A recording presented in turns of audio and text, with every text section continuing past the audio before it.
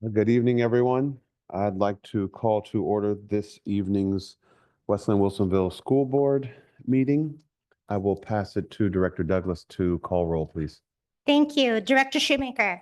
Here. Director Sloop. Here. Chair Taylor. Here. Vice Chair Wyatt. Director Vidal.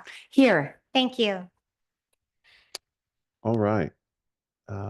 We have a request from Vice Chair Wyatt. Yes.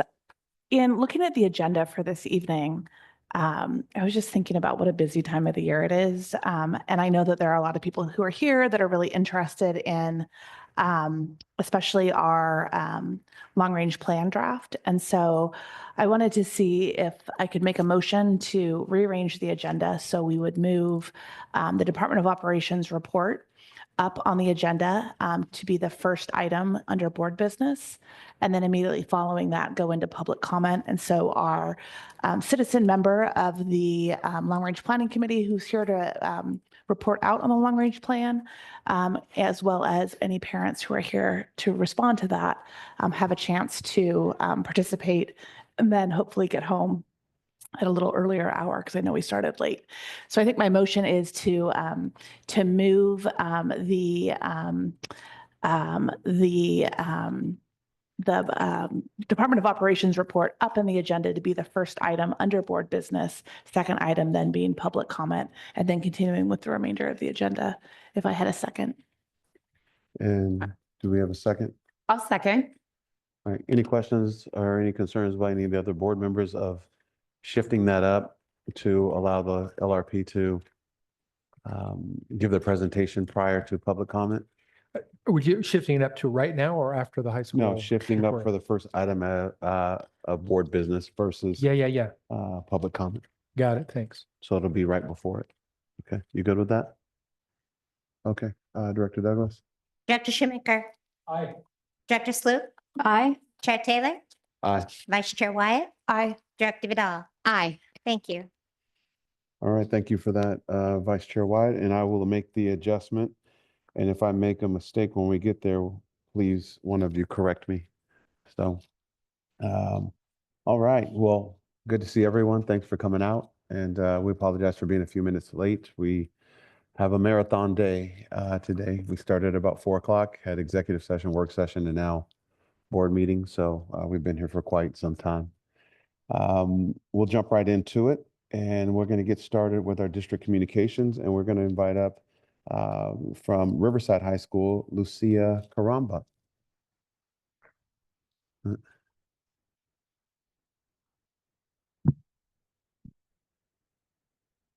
Hello, Dr. Ludwig and board members. My name is Lucia. I'm sorry I was unable to attend the last meeting, and I'm so thankful to be here again. From November, we had our information night on November 13th. We had a great turnout for our first meeting and are looking forward to our next info meet in late January. These meetings are an opportunity for potential students to come and learn more about RHS, tour the building, and connect with current students and parents. As we all know, that in November we had our Thanksgiving break. It was a great time to rest our brains before we get back into the final stretch of school before 2025. And now we only have 2 weeks left until our break. Fall sports have officially ended, bringing in a new season. Our winter sports include swim team, boys and girls basketball, wrestling, and snowboarding. The swim team and boys basketball have already had their first meet and game last Wednesday on December 4th. Both of them had great success. Girls basketball, which is a co-op with Riverdale, has its first game this week, and the wrestling gets started with their tournament on Saturday. The boys basketball has another home game tonight, and many people went to go and support them. As Christmas break and the New Year's rapidly approaching, so is finals week. All of our teachers are starting to prepare for the end of the semester, including sending another progress report going out today to keep parents informed on how their student is doing so far. Our band has been working very hard to produce a band concert that is taking place during January. I encourage everyone to go check them out. They will be performing on January 10th at the Youth Music Project in West Linn. The Rotary Interact Club is working on bringing a peace pole to our campus, along with partnering with some of the middle schools to also bring them one of their own. We have so far partnered with Wood Middle School and Three Rivers Charter School to get them a peace pole and hopefully Ava Creek in the near future. Broader Interact are additionally going to support one global focus, which is UN Girl Up, to help girls' education around the world, and one local focus, which is donating to Big Brothers Big Sisters to give them young mentorship in our community. Additionally, they are hosting a holiday party on December 17th and encourages students to come celebrate the last bit of school of 2024. As you all know, Riverside is still working on getting a lot of things that other high schools might have already established. One of those things is a student merch store. Our marketing class teacher has worked very hard along with his marketing class and business club members to make Riverside merch that was sold at the first basketball game. They worked to make hoodies and t-shirts all on their own, handmade, and made almost $200. Thank you so much for having me here tonight. I hope to see you next month.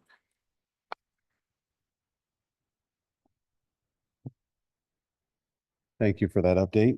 And from West Linn High School, Adeline Hutchinson. Oh, me.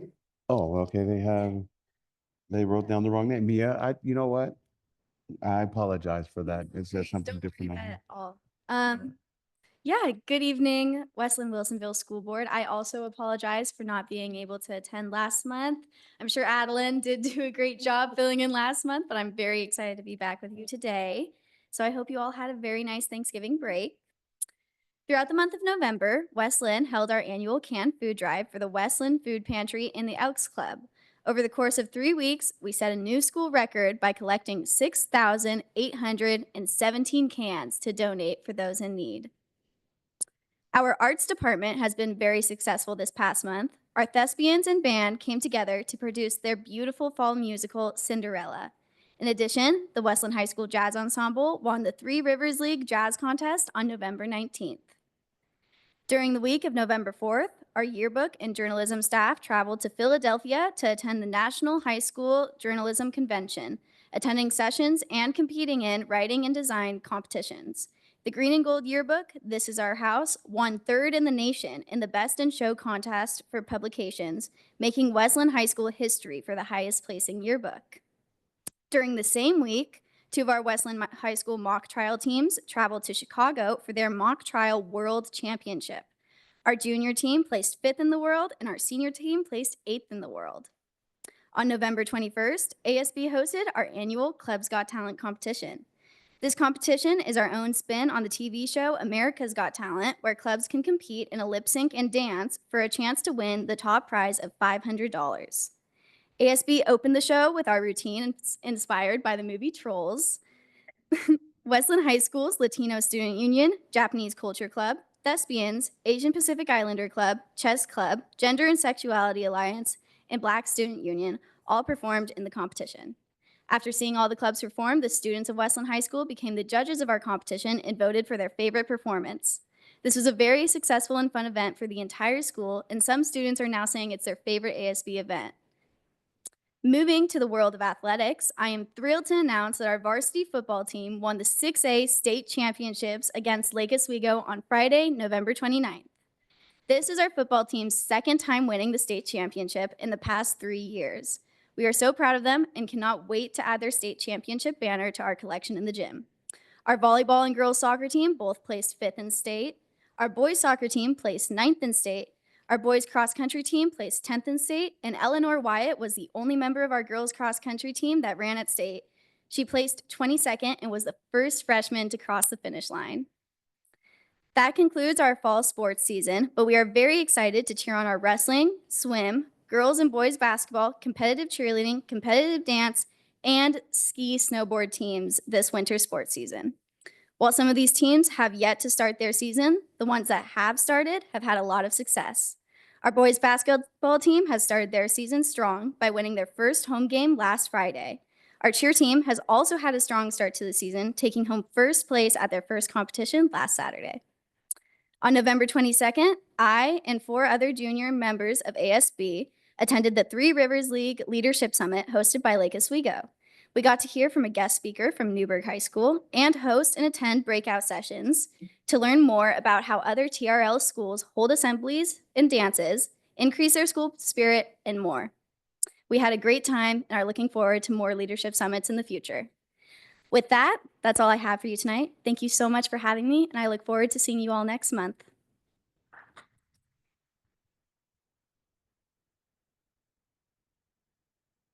Thank you. And my apologies again, Mia. And from Wilsonville High School, I think I'm going to get this one right. Carter Christensen.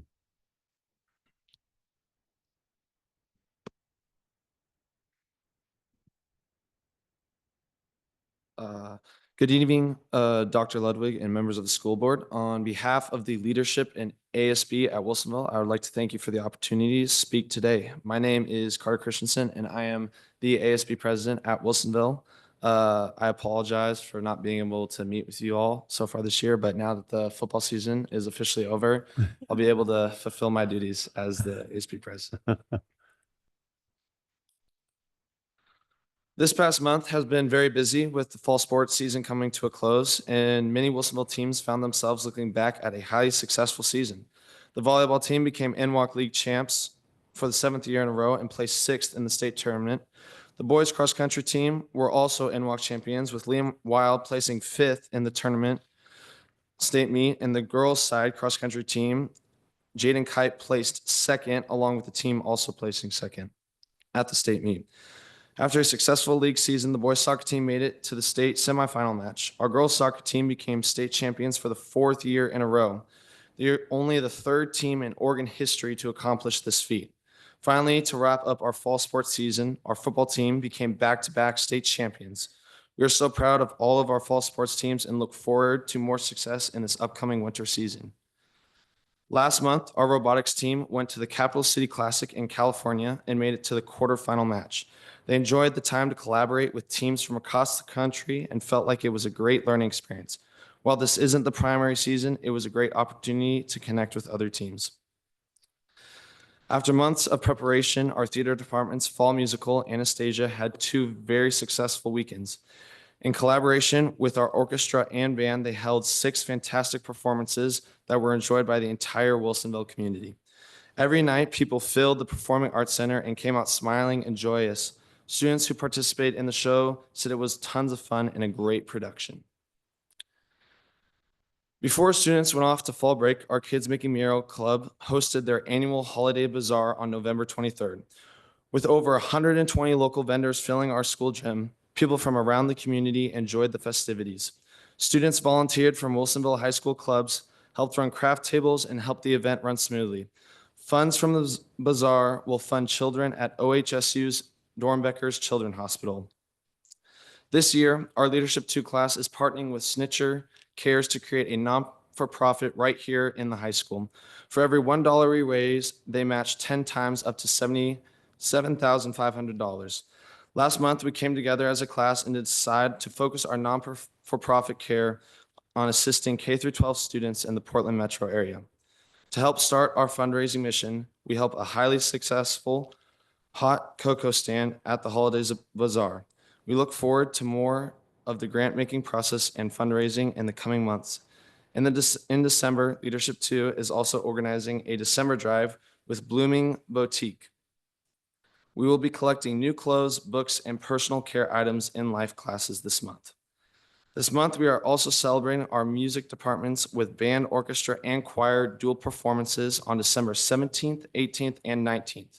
We are excited to listen to the amazing work they have been practicing these past few months, and we invite you to come help us celebrate their hard work this month in the Performing Arts Center. Thank you for your time. Thank you.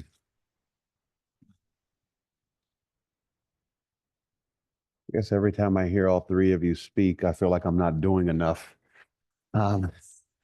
with everything that is going on. Thank you all for coming and sharing everything that's going on within your high schools. I'm always taken back by how talented our kiddos are. Fall sports are my favorite. I was a collegiate football player, so I understand the pressures of what that does for you. So welcome back. A lot of pressure on athletes during the fall to come and have to present and do this. So such a grateful thing for you to be able to make it finally. We, as tradition, you haven't been here, Carter, but we allow you at this moment to exit if you'd like to, or you are more than welcome to stay here and watch the festivities. But if you'd like to go about your evening, this is the time that I give you some space to do that. So thank you guys again. We are having a student performance, so if you do want to hear the choir, you're welcome to stay for that.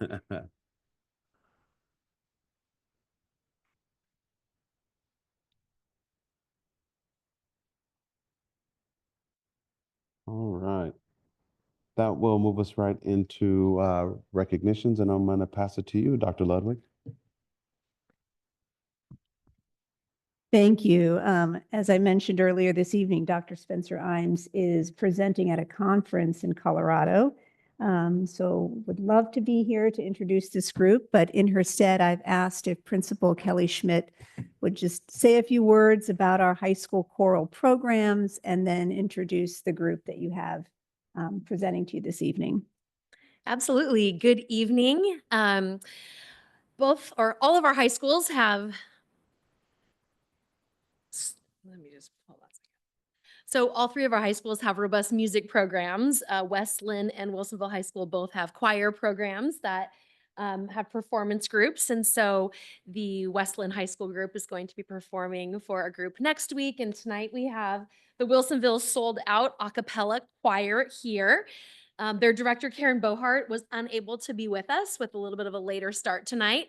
But what's amazing about this group of students is they don't need a conductor. They do this on their own. So like Carter said earlier, there's a winter celebration of our music programs this Wednesday and Thursday night at 7:00. And it's a combination of our more advanced musicians in band, choir, and orchestra, kind of commingling and playing together. So this is sold out. And who's going to get you guys started?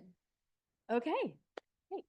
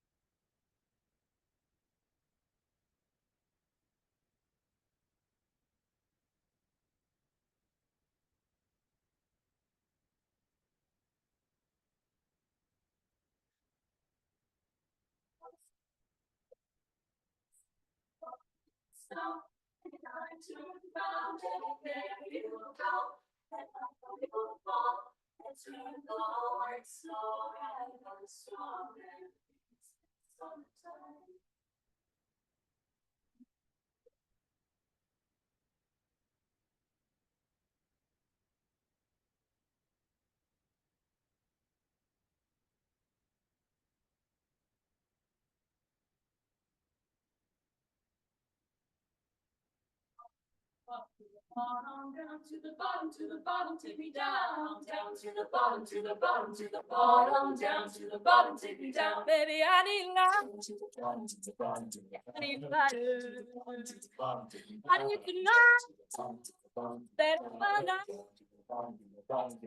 need love. Yeah, I need love.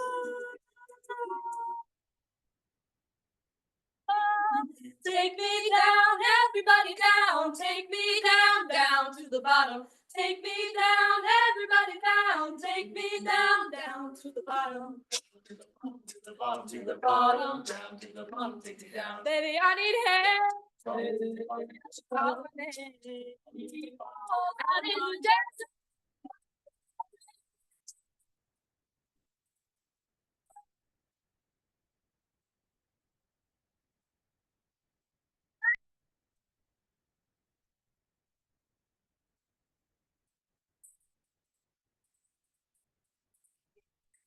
Down to the bottom. Take me down, everybody down. Take me down, down to the bottom. Take me down, everybody down. Take me down, down to the bottom. Take me down, everybody down. Take me down, down to the bottom. Down to the bottom. Way down.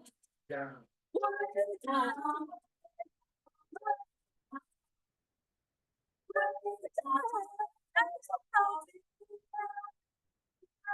Take me down, down to the bottom. Take me down, everybody down. Take me down, down to the bottom. Take me down, take me down, take me down, down to the bottom. Take me down, take me down, down to the bottom.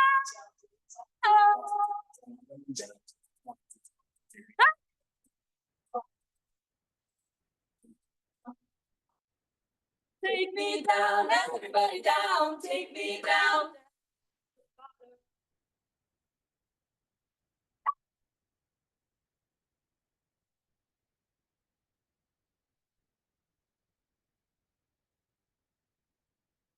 Thank you guys so much for letting us perform for you.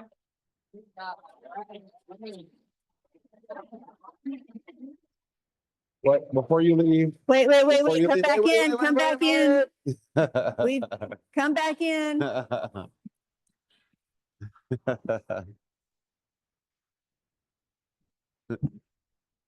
We've got some accolades for you as well.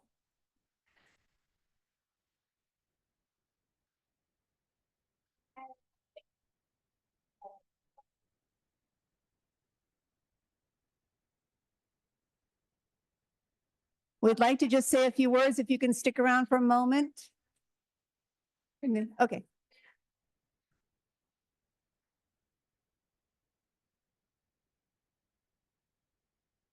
Chair Taylor, did you want to start? Did you have a few words for them? Did you?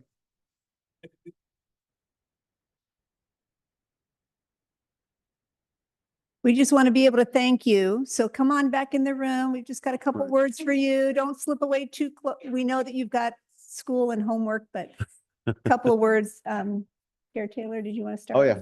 Yeah. First off, that is so inspirational and you guys are talented. I feel like I'm on a judge on The Voice right now or something. That is not what this is, but I can tell you what, that inspiration is going to lead me into my car this evening and I'm going to try to recreate what you just did there, but it will not sound like that. So anyway, thank you guys so much. And I need to get out and catch one of your shows. Anyone else? Are you saying if we could have done a 6-chair turn, they would have gotten this? Yeah. So Anyone else? Vice Chair White? White Winter Hymnal is my new favorite Christmas song. And so the fact that you sang that actually made me cry a little bit up here. So thank you very much. That was just lovely and just amazing to see the talent and love seeing you all work together. So thank you for coming. Yes, that was gorgeous. Thank you so much. Anything?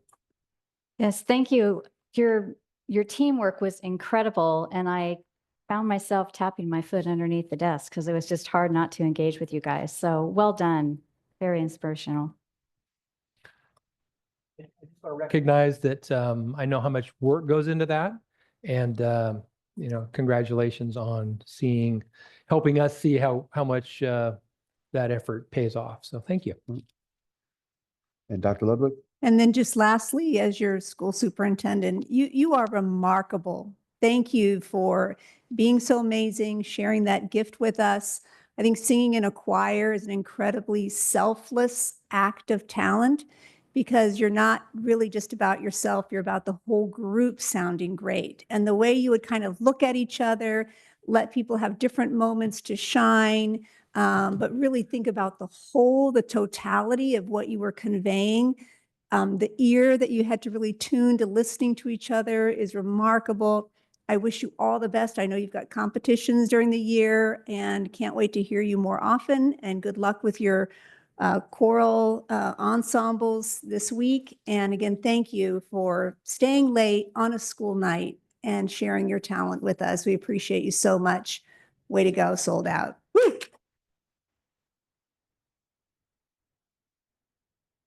All right, well, yeah, have a nice evening and drive safe. All right. I didn't think I needed that. All right, that'll take us into our board member and superintendent reports. And I'm going to turn it right over to you, Director Shoemaker. I'm going to defer my time tonight because we've got other stuff to talk about later. All right. Director Sloop. Okay, so first off, thank you to, I don't know if they're here, but the Small School Task Force members for your dedication and thoughtful engagement. And I also wanted to say that I appreciate comments by the community and thank you for your engagement and caring for your school community. Lately, a lot of focus has been on the district's finances. And I kind of found myself asking, how did we get in this situation? And it first started with COVID. Because the schools were closed, there was a significant amount of savings, about $2 million by just not having transportation services or buildings open. We got $6.3 million in ESSER funds. There was a savings of $2 million by closing down Athey Creek Art Tech and absorbing some of the staff there. $4 million in the ADM because kids just weren't in school. And then there was a PERS refi where we opened up a side account and that amounted to $3.2 million in savings. School district budgets are very complicated and projected costs based on historical values can change through no fault of the finance department. The primary revenue for school districts are property taxes and apportionment from the state of Oregon called State School Fund. Districts with more revenue in property taxes receive less funding because these two sources are inversely proportional. As Dr. Ludwig and Dr. Hughes have covered monthly about our finance reports, the funding is based on enrollment or a weighted average daily membership, which is students in attendance plus an adjusted number to compensate for the high costs of educating certain groups. Last year, West Linn-Wilsonville's ADMW was 10.352. This is decreasing due to lower enrollment. Last year's budget was impacted by ODE paying less than the projected high cost disability in 23-24 by $299,000. And we were overpaid the previous year, $9,407. So that was a total deficit of $308,000. Purchase services like utilities went up in the fall 11% and then the beginning of 24 by 17%. And natural gas went up 24%. And there were also some additional projects by outside contractors. These increased costs added to another $2 million in expenditures. Instructional materials and curriculum were $1 million higher than the adopted budget. There was also the payment to EduStaff for additional cost of subs who worked 4 hours, but due to a law, the district was required to pay for an 8-hour full day. But that law has been since modified moving forward. The school district's budget is impacted by having well-intended mandates by the state legislature, but leaves the district to fund those.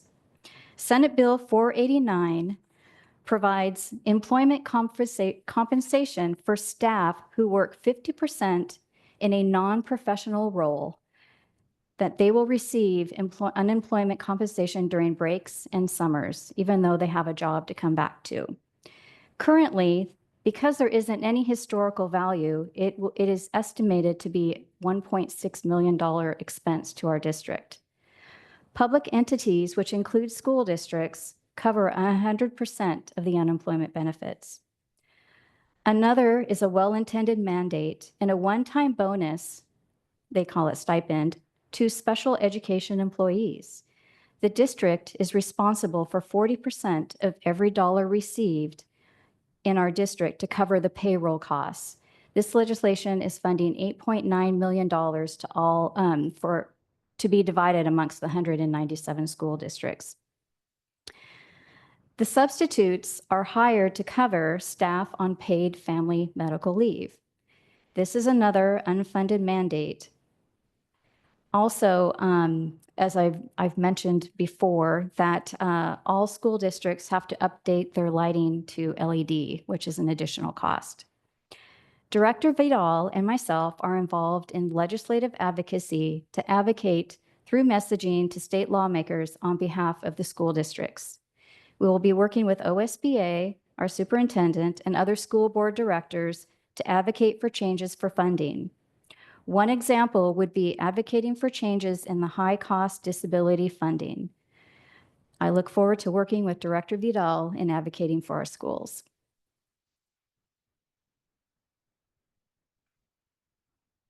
Thank you, Director Sloop. I will jump over to Director Vidal. For my time this evening, thank you. All right. And Vice Chair Wyatt. Just a quick update for the community. In my role as vice chair, I lead our superintendent evaluation process. Similar to what we do with our students, we make sure that throughout the year we are giving formative guidance and feedback and having conversations about performance. And so when we reach the summative evaluation at the end of the year, we've had a really open and productive conversation. So we've reached that mid-year point, and I want to just thank the board for their thoughtfulness. We have one employee, that is the superintendent. And so the chance for all 5 of us to work together is really meaningful. And so just wanted to provide that update tonight. Thank you. Thank you.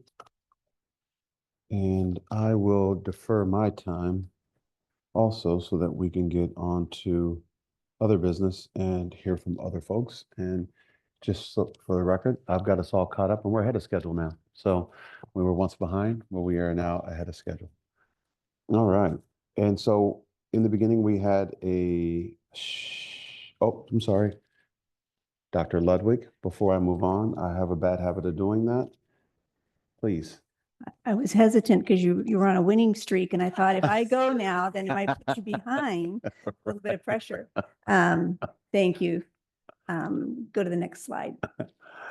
Some of these events I'm reporting back in November have been discussed. Just want to highlight that one of our robust quarterly meetings is a joint Linn-Wilsonville First Responders Quarterly Safety Meeting, where we get together with law enforcement from both cities, Clackamas County Sheriff's Office, TBFNR, school leaders, as well as other city staff from both cities.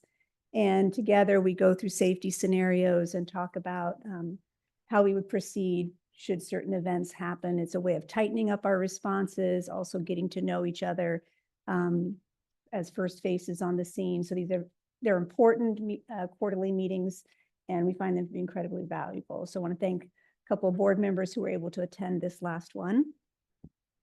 We had a board work session in November. I want to thank the board for an incredibly powerful and inspiring conversation around looking at our policies and our practices that have to do with discrimination and anti-racism, and student and staff's experience in the school district. So thank you for that. And I know that more will be coming as we continue through the year.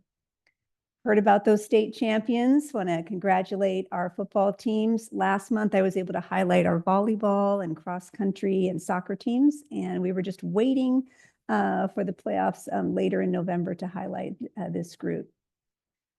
I mentioned to you as a board that we were awarded a McRen grant of $75,000 in which to do some of our equity work. And a substantive part of that is a comprehensive interrupting bias workshop for all staff throughout the district. This includes licensed, classified, specialist folks in this building and operations. And so we're progressing through a series of that. And we just had one a week and a half ago, about 80 people in this room engaged in that. And then lastly, to put on your calendars, as mentioned tonight, there are a number of band and choir and orchestra concerts and ensembles, and they're always a highlight to celebrate our students. So I'll get to show some pictures next month, but just want you to get those on your calendars. On December 6th, you as a school board held a special board meeting in which we unfortunately had to share the news that the district had presented a notice of default to Emmerich Construction Company. They are the ones overseeing the completion of Frog Pond Primary School. This is a termination process. And at this point, this means that the insurance surety will take over the project. And as a school district, we now will be working with them and getting direction from them in terms of the completion of the project. For those watching from home or interested, that special board meeting was recorded, so folks can watch the presentation of that information and the board members' questions. Additionally, there was a very comprehensive memo from Chief of Operations Pat McGuff that will have a lot of details in it for folks who are interested. But we just want to assure our community that this now transitions over to the insurance surety who will work with the district to complete that project. While we know there are sequential things that happen with construction, what's unknown at this time is just the timing of those sequential next steps as it becomes a legal process.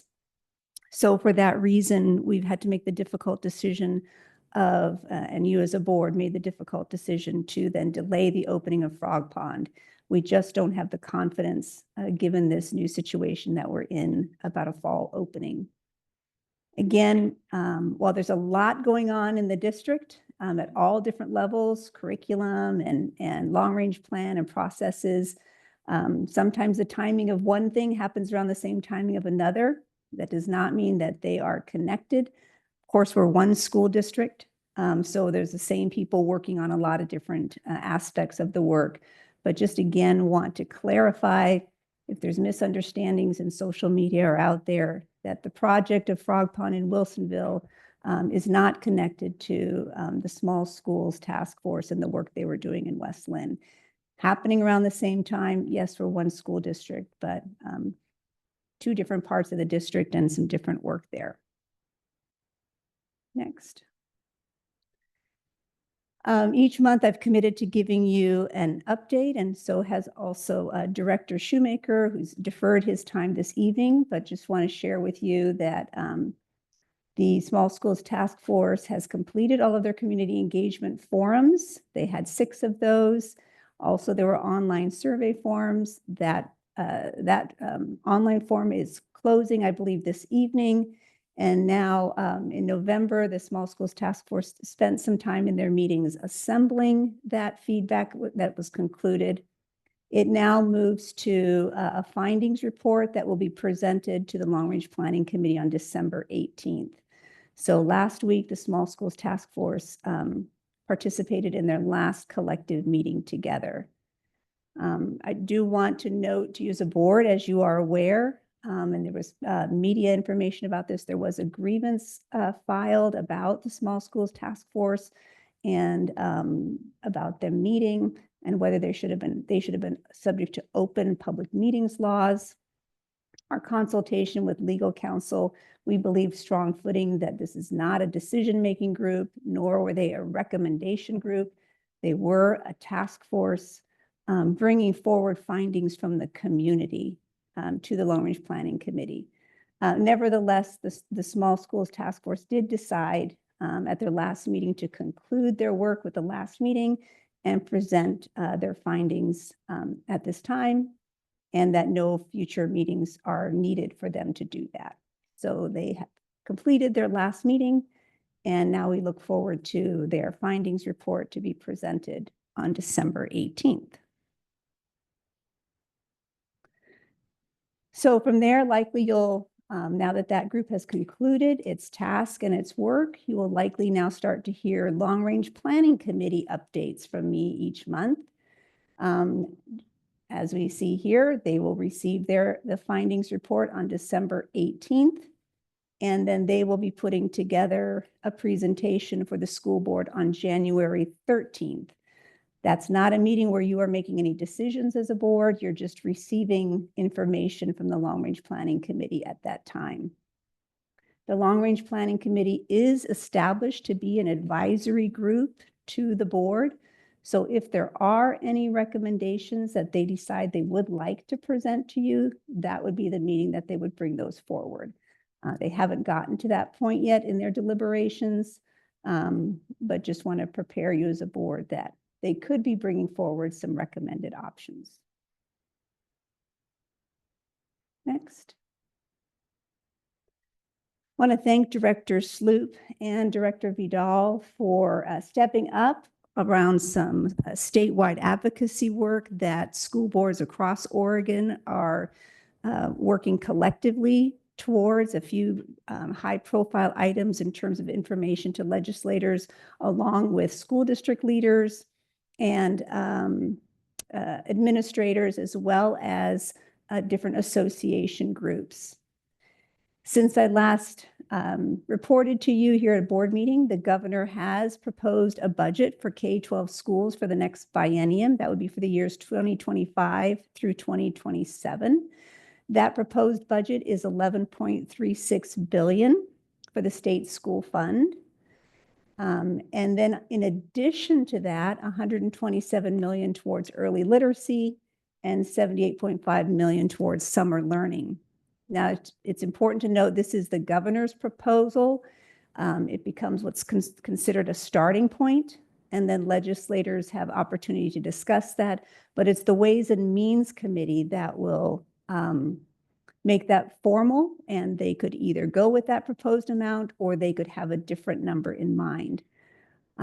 Sometimes what they're waiting for are additional revenue forecasts that might be coming. There is one projected for February, another one for May. Usually we hope that they're not making a decision about a budget as late as May because school districts need to put those forward, but that has happened in the past. We're hoping it won't happen this next biennium. You can see, as Director Sloop mentioned, some collective statewide advocacy is really to think about how we are funding special education. Currently, there's a cap at 11%. And so there's some statewide movement and interest in asking legislators to raise that to 15%, as well as funding high-cost disability, which Director Sloop also mentioned. And then at the adequate service level, funding early intervention and early childhood services. Other budget factors that I just want to repeatedly put in front of you as a board and to anyone watching, there are these components that impact school district budgets when there are legislative mandates, but then there isn't funding to support school districts or other public government entities with those mandates. It falls to finding those funds within the general fund. And you can see two examples there. Additionally, we all expect in the next biennium for the PERS rates to increase. For our district, they're projected to double. And then once again, in the years 2027, one of our side accounts will be sunsetting, and so we'll see another increase there. There's always possibility for going out for another PERS bond side account as a school board, but you want to make sure you're doing it when the rates make it advantageous.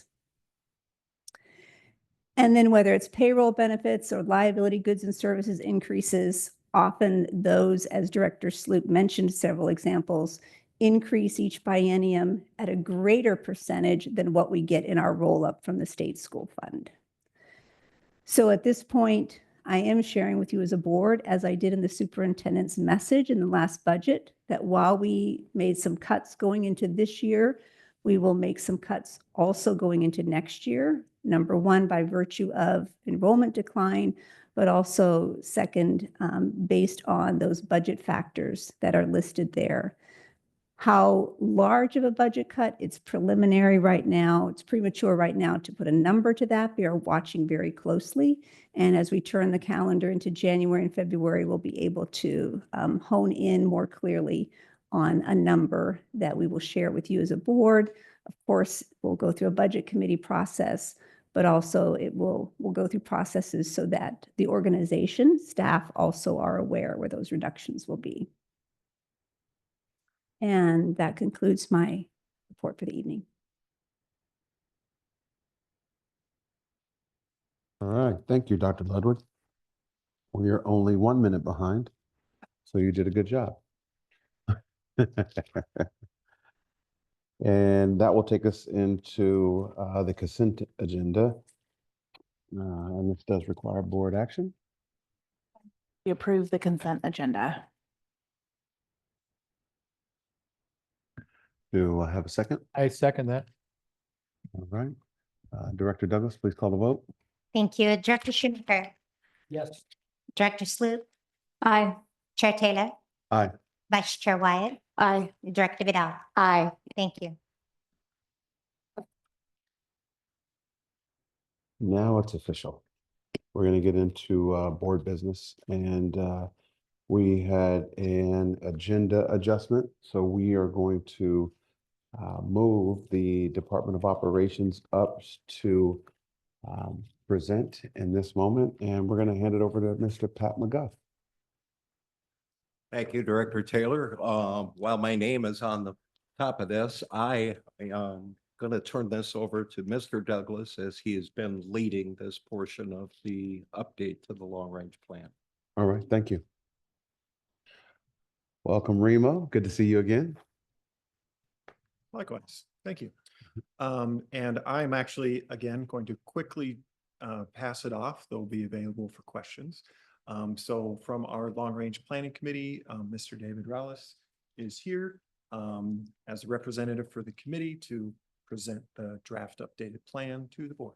Thank you. Thank you. Good evening, Chair Taylor and members of the board. As Remo mentioned, I'm David Rellas, and I am a volunteer member of the Long Range Planning Committee. On behalf of the committee, I am pleased to present the draft of Part 1 of the Long Range Facilities Plan. This state mandated plan, last updated in 2019, is revised every 5 to 6 years. In October 2023, the Long Range Planning Committee directed staff to request an update to the plan. In November of 2023, the board commissioned this update, and since then, the Long Range Planning Committee has worked with staff and consultants to update the plan. Next month, we will begin reviewing Part 2, which includes a proposed project list for the draft capital improvement program. Key upcoming milestones include a bond summit in March to gather further input, a bond summit outcome report in April, and in May, the board will be asked to adopt the updated long-range facilities plan. Thank you for your time and continued support to ensure the district is well-positioned to meet the needs of our students and community for years to come.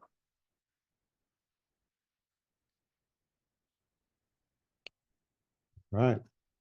So with that, we're going to make sure that copies of the plan, I think, are already to you all digitally. We do have paper copies for those of us that still like getting to scratch things in margins. So we do have those this evening. We can make sure the board receives that. Thank you. Were there any questions around the process around that at all? Dr. Shoemaker, any questions? Director Sloop? Director Vidal? Vice Chair? No. Vice Chair Wyatt?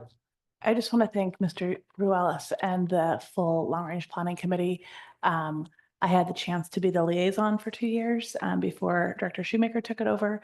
It is a hardworking, often meeting, long meeting committee, and I know that a lot of work went into this. I want to thank you for your time. Really look forward to watching this develop. Know that a lot of work has been done, but it'll be exciting to see what is included in the CIP as well. So thank you for your time. I'll echo her sentiments and say thank you for all the hard work that you're doing and look forward to hearing what you guys have to present coming forward. So thank you. Nothing else for me. You guys good? All right. Thank you.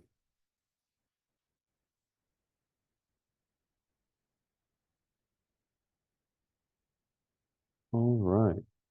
This will move us into public comment. And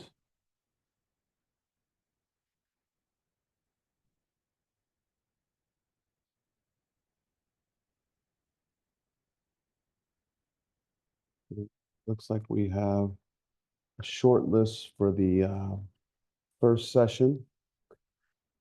This first session of public comment is designated for topics that are on today's board agenda. We will have another public comment session a little bit later in the meeting that allow you to talk about things that are not on the current agenda. So it looks like we have a pretty short list here.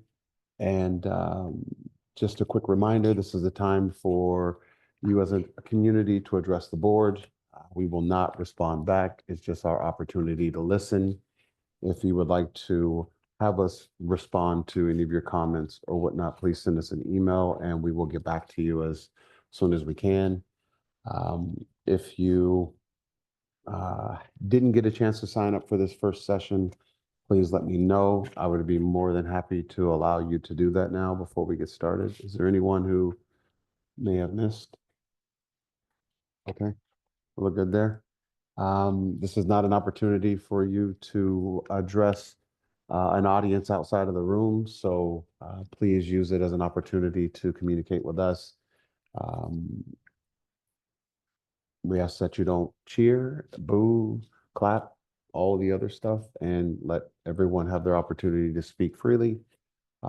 If we end up in a situation like that, we will just shut public comment down, which we have never had to do. But you know, every day is different. So we also ask that you keep your comments to 3 minutes. If you go over, I will shut you off. If we continue to have people go over, again, we will shut public comment down, which again, we have not had to do. So I don't think tonight will be that night either. And I think that's enough of me preaching to you. And we'll get right into it. And the first speaker is Christy Lands.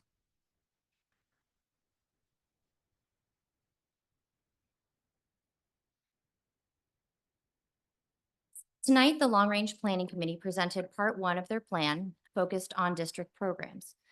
Does it bother anyone else that the developers, architects, and land use planners are writing both our capital improvements plan and our long-range planning, including programs we offer students? The programs are really an afterthought, though, a tool to justify the capital plan. Why doesn't the Long Range Planning Committee get to write our long-range plan? They deserve better. In 2011, a process was put in place. Even good intentions can lead to poor outcomes. The result was a system that gave architects and land use planners all the power to design our schools and programs with no real input from the community. The system, fueled by profit-driven incentives tied to new construction near the urban growth boundaries, prioritizes dollars over students.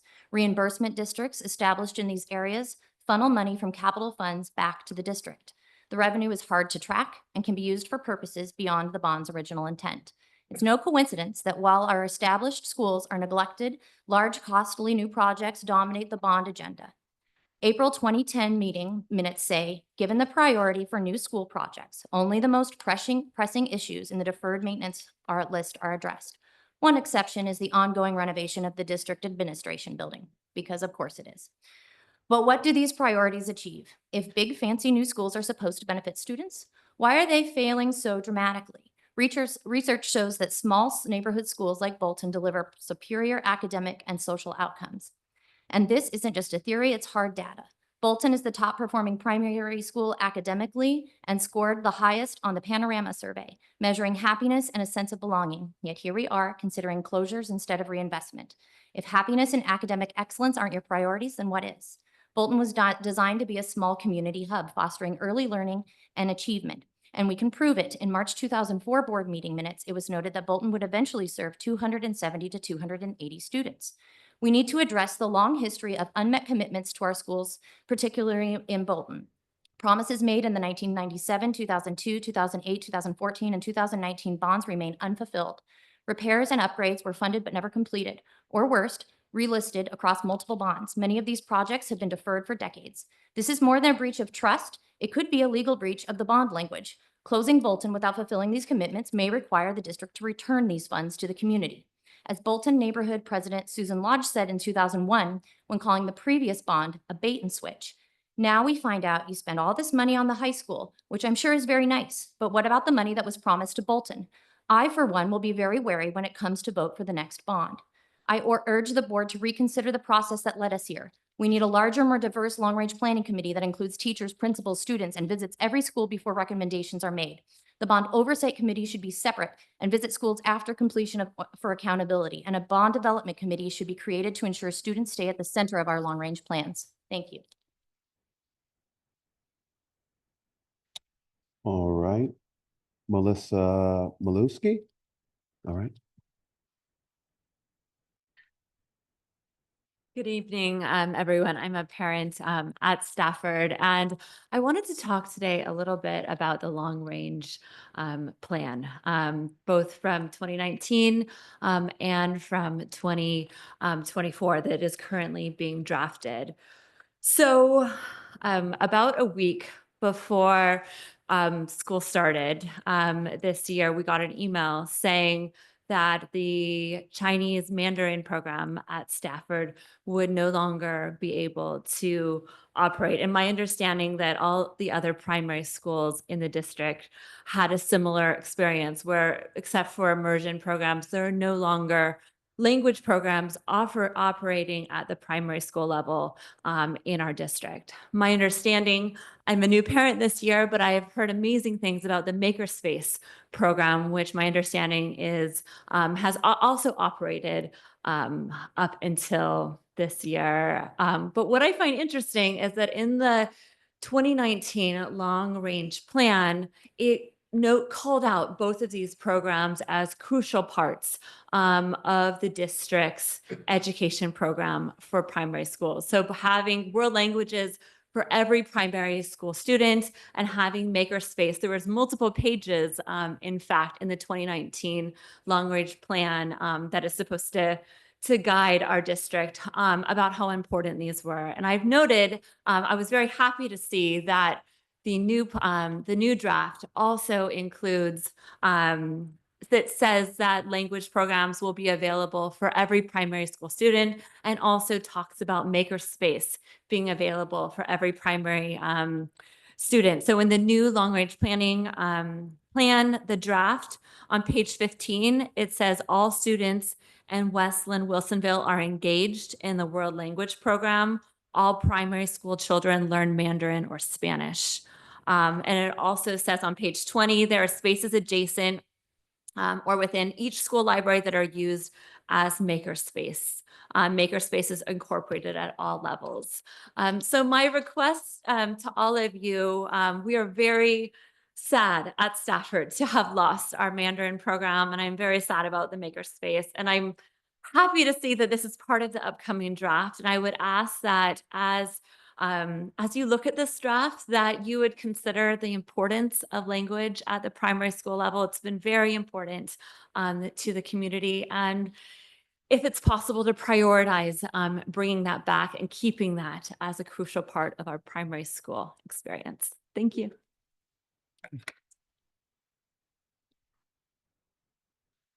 All right. I can't read the last name on your name, but Michael, if you signed up on the first public comment.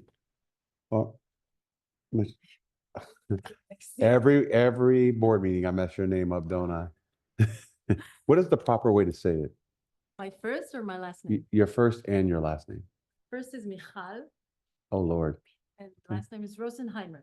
Rosenheimer, I just can't read your writing. Okay. Yeah. I will try to get that right if I see it on here again. So my apologies. Okay. Had a tough week, so excuse me. Okay, so I'm gonna talk a little bit about the previous and the future bond, and especially the lack of transparency. So the first thing that the district needs to be is transparent about what have been promised and what was done in the previous bond. Alas, the Bond Oversight Committee or whoever manages this committee did their best that they can do to make the list of objectives and deliverables obscure. So for example, in their quarterly reports, the Bolton Cedar Oak Renovation Project has one line describing them as the project includes classroom air conditioning, security improvements, and other life cycle replacement work. What does life cycle mean? The current list of renovations for Cedar Oak includes 3 lines regarding HVAC, which is air conditioning, with an overall cost of $2 million. Which HVAC work was done and completed in 2019, and what will be done in the next bond? Why not producing an easy-to-read report which lists the work description line in one column, work completed in another column, and the cost in the third column, unless the work description is kept vague on purpose? Another example, in the same quarterly reports, recabling IT project at Buckman Creek in Stafford was defined under the Learning with Technology project, but the same thing, recabling project at Buckman at Stafford, was also under the facility improvement. So my conclusion is that the district either making things hard to understand on purpose or is incapable of producing easy to read reports that are transparent with what was done with our money. And I'm a numbers person. Now, the new renovation master plan proposed for the next one, Cedar Oak, for example, unclear how a total budget of $19 million for all renovation needed for Cedar Oak is becoming $38 million. Why are we paying a construction manager, general contractor, or GMGC, $4.8 million per project, and similar amount go to Stafford and Bolton, which means $15 million is spent on construction manager? Are we hiring movie stars? I don't understand that. Why is escalation calculated as 8%? Why is this 8% escalation calculated every year on the total sum of the previous year? I assume that part of the work will be completed. So, so 8% will need to be calculated on what is left and not on the total sum. This seems like a really inflated and incorrect overhead calculation, which will incur as a bond debt. Can we be more lean and responsible with the bond money? Can we make sure this gets a proper oversight? Please.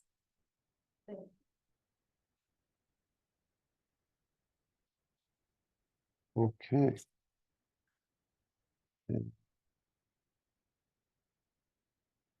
Anyone who was supposed to be during that session who may have been missed? No? Okay. Thank you. That will take us into the next section, which is business office. Dr. Hughes, you have the floor.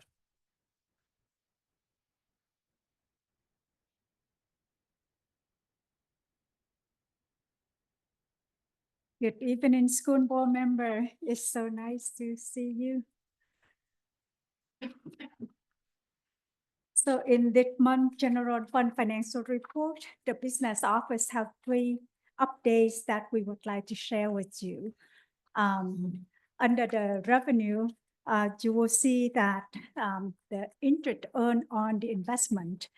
As you are aware, the interest rate has seen at a significant decline. Currently, our interest rate is about 4.25% compared to 5% at this time of last year. And in addition, the business office has established an account in the LGIP for general obligation bond debt services. Starting in this fiscal year 24-25, so taxes collect for GO bond debt services from Clackamas and Washington County will be deposited directly into this account, and any interest earned on this deposit will be used to reduce the amount on taxes required for GO bond in the following year, which will be benefits for the taxpayer. This new practice, along with the declines in interest rate, is projected to decrease in general fund interest earning around 745,000 for the 24-25 fiscal year. The second update is the payroll and associated payroll costs. With the current FTE right now, the business office project the saving of about 51,000 in the salary and about 818,000 in the associated payroll costs. But the primary of this is we look into the actual expenditure for the unemployment costs between July up to November 30th. The actual expenditure came in less than the adopted budget. Of course, that number will change, but the human resource and the business office team are closely monitor this expenditure, and we will have more accurate projection to report to the board in this coming month. Last but not least, our ending fund balance for the fiscal year 23-24. So the business office has finalized the financial statement for the fiscal year 23-24, and we submit that to the auditor. The confirmed ending fund balance for 23-24 is 24.6 million. This is slightly lower than our estimate, than the number that I report in the period report to you, which is 25 million. This adjustment reflects updated calculation for property taxes received and deferred revenue. This means we have a window of 60 days after June 30th. So any expenditure and revenue received for the fiscal year, for any revenue and expenditure that belong to fiscal year 23-24, but received after 60 days after June 30th will be deferred into the current year, which is the 24-25.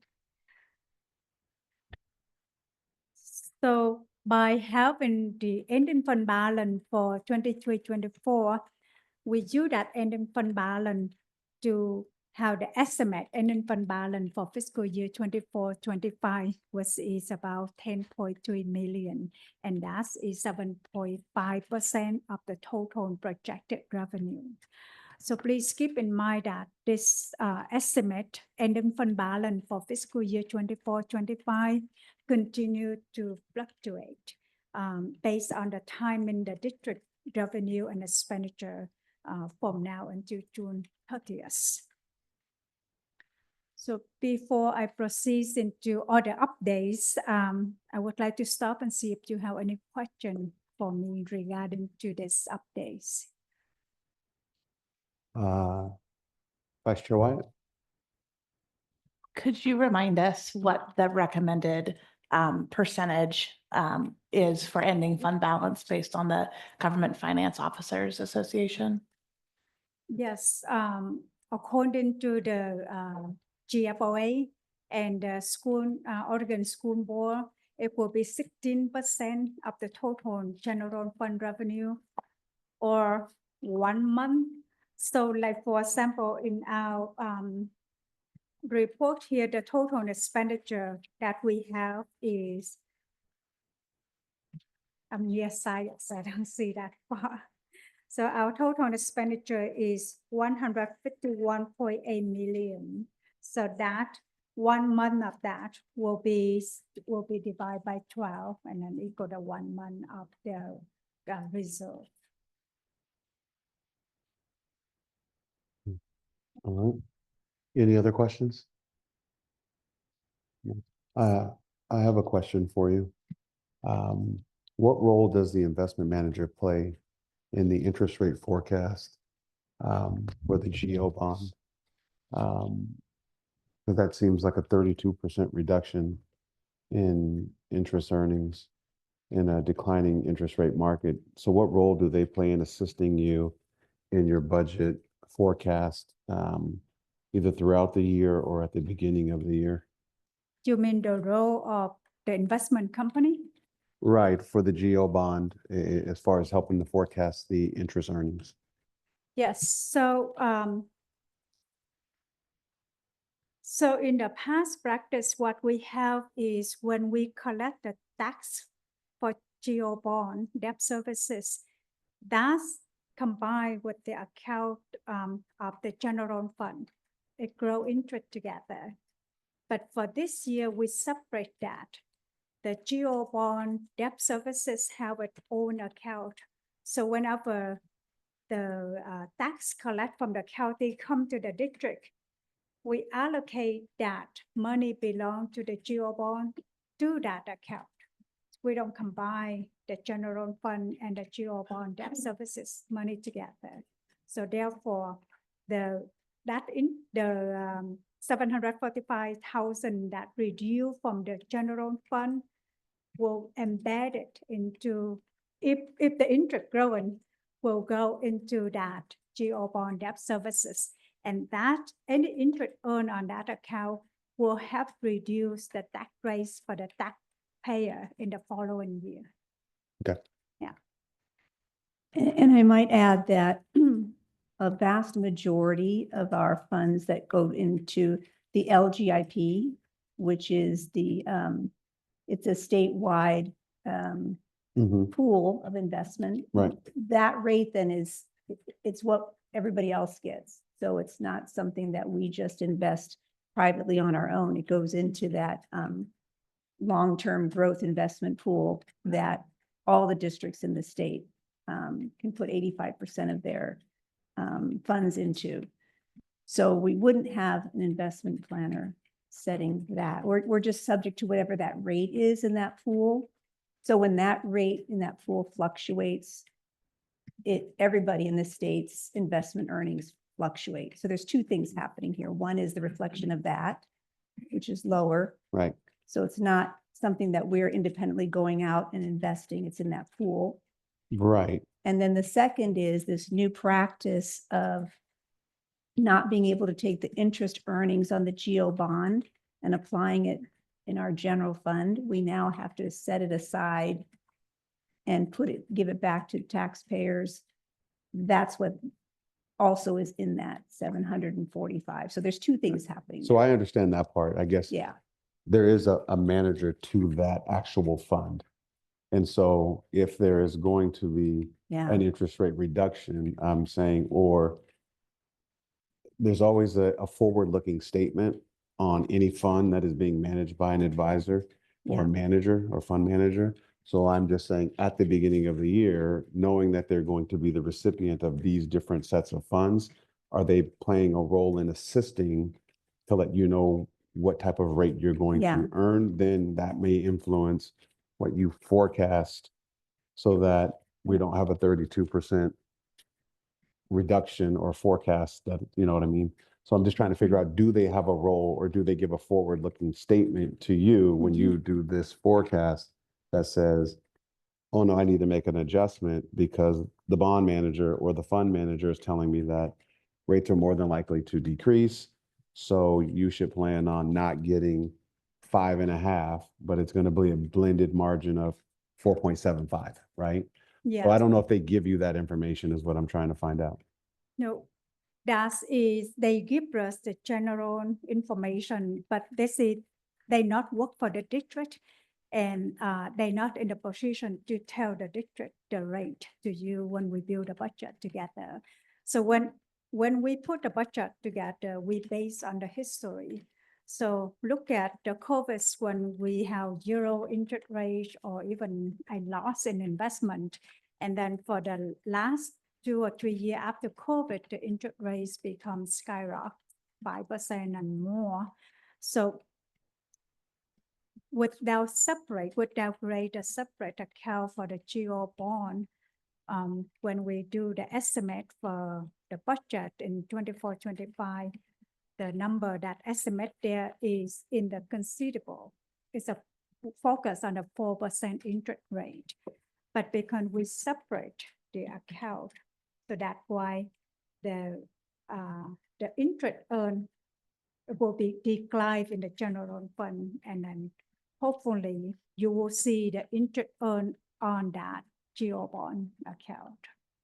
But also when we put the money into the LGIP, the limit in the LGIPs is 61 million.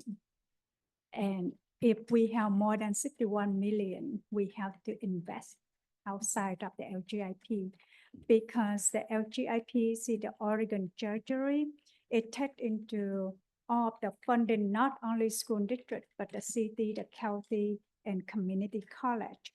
And they don't want, it's like you don't want to take everything and not share with the other investment industries on your neighbor.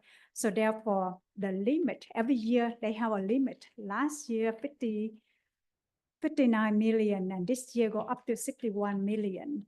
So during the month of November, because a lot of funding sources coming from the district, like the state school fund and the property tax, and we also have the bond money already in that LGIP account. So very common that during the month of November, the district have more than 61 million in our LGIP account. So therefore, we're reaching out to Sandra Piper to ask them assist with the short-term investment. And we just say, okay, we have this much money, we would like to invest in this time frame, 3 months, 1 month, 2 months. They coming back with option for us. We have Treasury 1 month with a 4.21%, 3 months 4.25%, which one you want to do. And then based on the cash flow, based on payroll need, based on account payable need, then I make the decision whether to invest 1 month, 2 months, 3 months, or 6 months based on that. Thank you. Yeah. So other updates I have is Dr. Luke already addressed that. That's the Senate Bill 283. So I'm not going to repeat this again. And at this time, the business office doesn't have the total cost information for Western Wilsonville School District to share with you this month based on this Senate Bill 283. So as soon as this information available, we will share with you.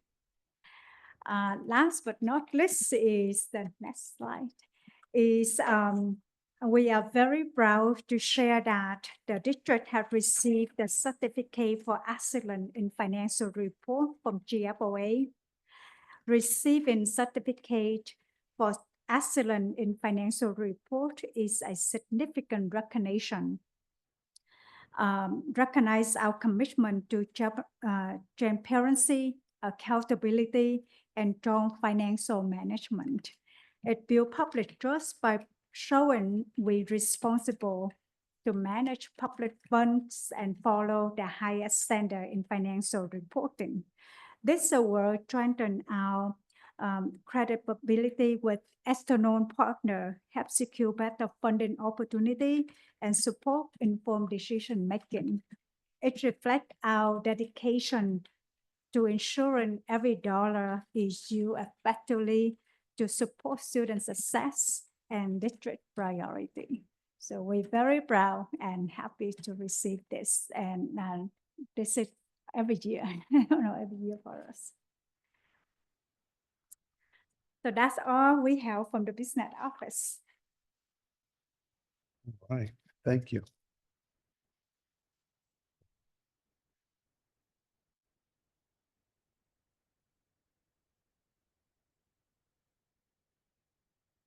All right, that'll take us right into the Department of Teaching and Learning.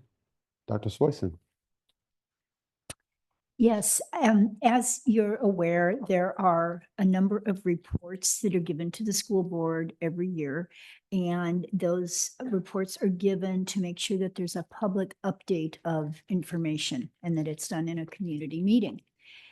The Early Literacy Success Grant is one of them. For example, it's one where it's also started and it's not quite to report form. So this is not required. But Dr. Ludwig and district staff decided to go ahead and update you just about the use of the funds and where we are with this, even though it is not required by ODE. And there are two reasons for that, just because of the strong interest in literacy in our community and because just to kind of wonder what happened this year, because we gave a report that you had to approve for how we were going to apply for the grant and how those funds were going to be used. So the reason that it is not required now is really twofold. First of all, it's going to be for the next biennium. This was considered a jumpstart biennium, where school districts were allotted the money and we were to start doing planning for how we would use it.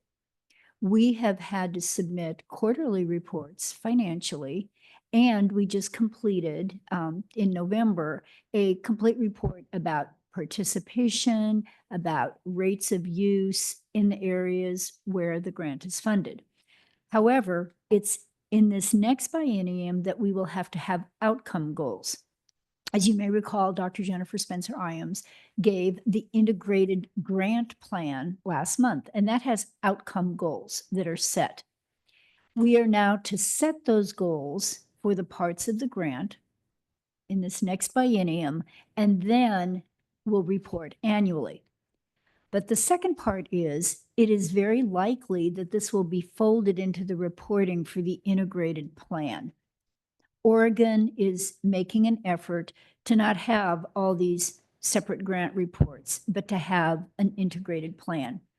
But again, it's in flux right now. So just wanted to really briefly update you about where pieces are.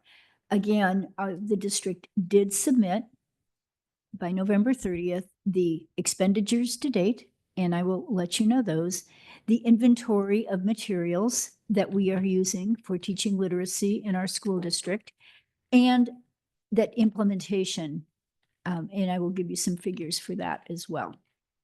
Next slide. There are 5 areas that you can spend the funds on, and this was defined. And this was also, this grant is a little different, where this was something the governor put forward. And so in looking at where the funding will continue for that, that's something that is also, you know, we're looking to see if this grant will further take shape. So hiring literacy coaches is what we're spending money on, and that's one thing you can do. Professional development and coaching, high dosage tutoring, and extended learning. And the curriculum materials were purchased from the district general fund. We had budgeted for those materials ahead of time, and that was not something Linn-Wilsonville chose to use our funding for. Part of the thing that we did need to report on is whether we had high dosage tutoring up and running. And to date, the plan that we submitted, we have 690 students who have participated or are participating. And I say either they have already or are right now is because we actually started this last spring. And this grant reporting period was from last April. And so until the end of the last school year, and then carrying over into what we have set up now. Some students in high dosage tutoring are not meant to stay in high dosage tutoring after they make gains and no longer are in that program. So we are looking at 690 who have been served to date.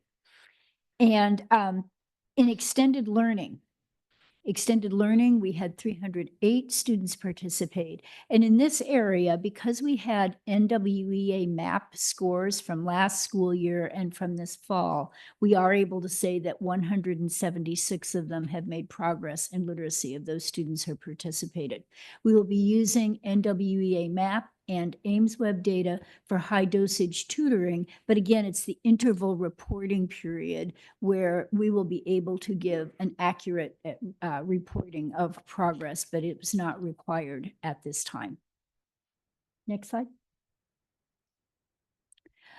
So the grant, the total allocation that we had was the $596,293.22. And you can see what we have spent to date, but except this is not to date. This was as of June 30th that we had spent the $469,621.82.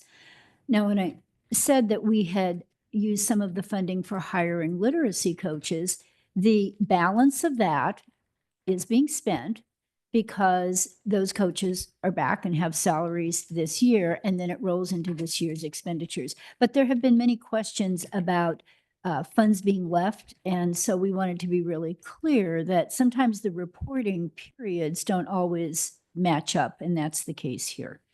Specifically, Linn-Wilsonville hired literacy coaches with this. We did the multisensory literacy learning and training. We have been sending 72 teachers at a time to participate in that. And when that's the foundational skills for K2 and with the new curriculum. And we also, high dosage tutoring, professional learning was part of that. And part of the professional learning too was also with using our new curriculum. And then we added hours to the summer program. We've had a primary summer program for a number of years, but the grant paid for additional hours this school year for specific work with literacy for recommended students. And that's the students who we tracked when I just said that 176 of them made progress. So again, we decided just to give this very brief update to let you know and to, just make sure, because you heard updates every month last school year from Dr. Ludwig about literacy and renewal, and just want to continue with that. But in the future, this will most likely be rolled into the integrated grant report. So if there are any questions, we're glad to take them. Questions? Anyone? No? No questions. You get off easy tonight. Thank you. All right. All right, we're gonna move along there. That board policy. Looks like that takes us to board policy. Had to sift through it. Dr. Ludwig? Thank you. This evening, we're going to come back to 3 of the policies from last month where you had a first reading. You also had some questions for me to look into, some consultation with policy analysts, which I offered to do, and I have some of those responses for you. So we're going to bring back these 3 policies for you as a board to consider for adoption. These are updates. They're not brand new, but they have updated language. The first one I'd like you to take a look at is policy BBF, Code of Conduct. In this policy, you had a question about item number 11 and a request to remove the phrase "no hidden agendas." So you'll see in the proposal that is removed unless you have discussion and you want that back in. There was, and we did run that by legal counsel and by OSBA policy analyst, and he said that was fine. You will see when you turn over on the back side, item number 19, which had quite a bit of conversation. And there was a version here that was different than maybe another version. And we also have policy BDDH, which is about public comment. That's in your packet if you wanted to refer to it. So out of recommendation from OSBA's policy analyst, he would recommend that we actually say public comment will be taken in accordance with board policy BDDH, so that there isn't nuanced separate language in two different documents. And then lastly, on that item, on this policy, there was a question, I'm sorry, back on number 15, about why that was a strike through. And it's because that item is referenced in policy BBFA already. So again, this is OSBA cleaning things up where there's already a policy that speaks to something.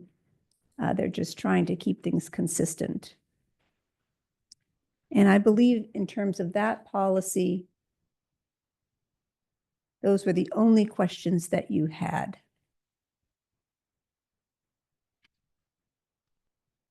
I move to adopt board policy BBF as presented. I second. All right. Director Douglas? Oh, wait, open it up for discussion and questions. Before. I just wanted to clarify on number 19 and the change to public comment will be taken in accordance with board policy BDDH. This was an item that I think I had initially tried to wordsmith from up here. And I'm really pleased with this resolution. I think it's really clear. It points to our policy that welcomes public comment at board meetings. So I'm pleased with this change. I think it incorporates the essence of what we talked about at the last meeting. So I'll be supporting this motion. All right. Can I just make a comment about item 8 on there? I know sometimes that can be confusing language for people. 8 says, understand the chain of command and refer problems or complaints to the superintendent's office. So my understanding of that is as board members, we frequently get community members. Someone may contact me and say, hey, this happened on recess I'm at primary, right? And this is a reminder that my role is not to get involved in that, but rather to refer that to the superintendent's office so that, because there is a chain of command, that the principal would deal with that first. So I just want to make clear that that's my understanding of that, of item 8 there. Kathy, do you have any more clarification? You're Okay. correct. Right. Yeah. Thank you. Okay. Any other questions? Director Sloop? No? Okay. Director Vidal? No? All right. I'll pass it to Director Douglas for the vote. Thank you. Director Shoemaker, Aye. Director Sloop, Chair Taylor, Aye. Vice Chair Wyatt, Director Vidal. Aye. Thank you. Thank you. The next policy for second read is policy CB about the superintendent. There was a question about, in the first paragraph, the strike through and why there was a strike through in that. And what we've heard from OSBA policy analyst is that this is carryover language that actually was from the district. So if you go back years, somehow either in consultation with legal counsel, the district created this language, which can happen. Not all policies come with recommended language from OSBA. Language can be drafted by a school board with their legal counsel. Because it was not in OSBA's recommendation, they're recommending a strike through. However, if this board would like to keep this language that exists, in this district policy, he does not see any concern with keeping it. Although he said, I'd be really careful that the phrase that the superintendent has the skill to translate policies of the board into administrative action implies to the implementation of policy and not the linguistic translation. He said it's just a unique phrase there. And of course, it was not language that OSBA had written. So again, the only reason they had a strike through is because this language was unique to our school district and probably crafted years ago with our own independent legal counsel and does not show up in OSBA's samples. Additionally, the last sentence strike through is being removed because it's redundant. And you can see that it is spoken to in the first sentence. The superintendent is the district's chief executive officer, and it's also referred to in policy CBA. So again, this is some housekeeping. All right. I move to adopt board policy CB as presented. I second. All right. Questions, concerns? No. No? All right, I'll pass it to Director Douglas for the vote. Thank you. Director Shoemaker, Aye. Director Sloop, Aye. Chair Taylor, Aye. Vice Chair Wyatt, Director Vidal. Aye. Thank you. Okay, we're making good progress here. Let's go to that third one. This is CBG. There were several questions asked by board members about the strike-throughs.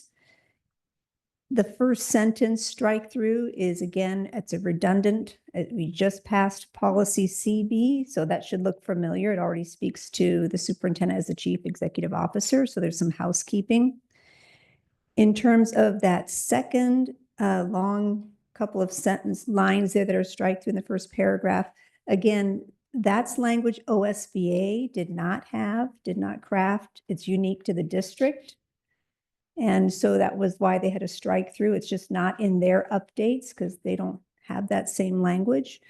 But they said if the district would like to keep it, because they wrote it years ago, would like to keep it, he does not see any liability in those lines, that they just speak to the value of, assessing a superintendent. In terms of the middle section that now does not have strike-throughs, but you'll see starting paragraph 3, 4, 5, and 6 that speak to the evaluation process. In the original proposal that we brought before you, all of that had a strike-through because OSBA does not put forward policies that speak to who will be overseeing the evaluation. They don't identify which board member. They leave that up to each board. So that was not language that they were passing forward as recommended.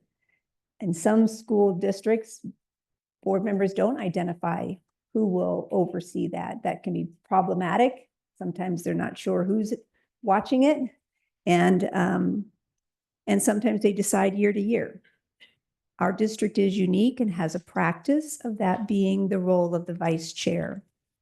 And so he said that's perfectly reasonable to have those actions of the vice chair in the policy of this school district if we like to have it there. He does always caution about specific dates, especially if they're problematic and holding to those timelines, but the ones we've identified seem very reasonable in terms of saying the completion no longer than June 30th. So some of those, of course, are statutorily supported. The only strike through in that paragraph is this practice. It says written evaluations will be completed by each board member. And he questioned, is each of your board members really doing that? Or is there a cumulative one that's submitted by the full board? And so this could be misunderstood. And so would recommend a strike through there if it's not our practice. So I believe those were the only questions about this policy. All right. I move to adopt board policy CBG as presented. I second. All right. We'll open it up for questions, concerns. Any? Director Sloop? I would like to keep in that first paragraph, speaking to the value of the evaluation and identifying areas which deserve discussion between the board and the superintendent, since it would be just supportive of the value of the evaluation and what it would be used for.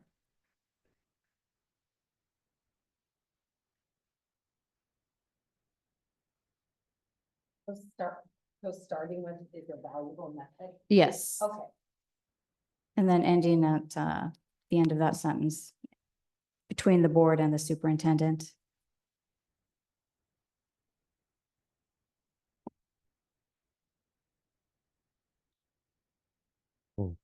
Okay. Do we need a motion to approve that with the new language? Or, If you are considering it, you could either rescind the first motion or amend it.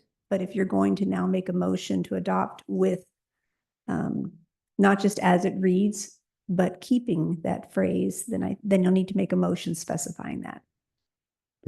And my motion to include a change. So the policy CBG includes the second sentence describing the performance evaluation as a valuable method of assessing the status of education in the district, increasing the level of the board's knowledge in a variety of areas, identifying areas which deserve discussion between the board and the superintendent.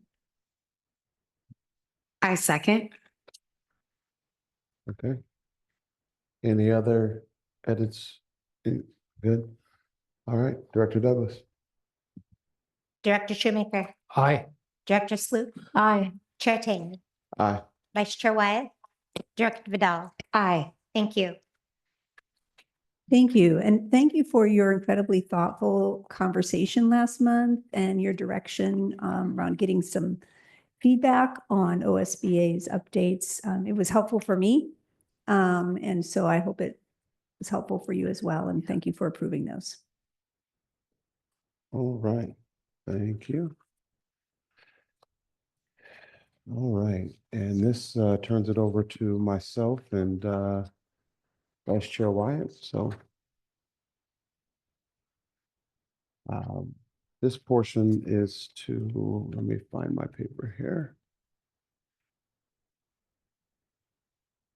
Was for an executive session item that we had discussed earlier that had to do with, I think you have some resolutions from OSBA first. oh, I'm sorry, did That's I, okay. did I jump the gun? A little You're bit, just- yep. You're just so Okay. excited. Wait a second here.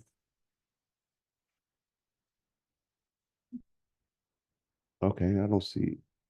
There are At what three, time? three resolutions from OSBA that they would like our school board to Okay, take action on. all righty, then let's go ahead and jump there then, please.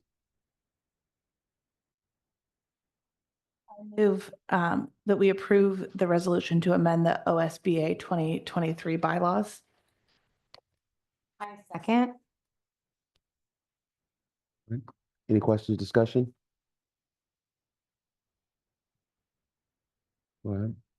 Share for the audience, the OSBA is the Oregon School Board Association.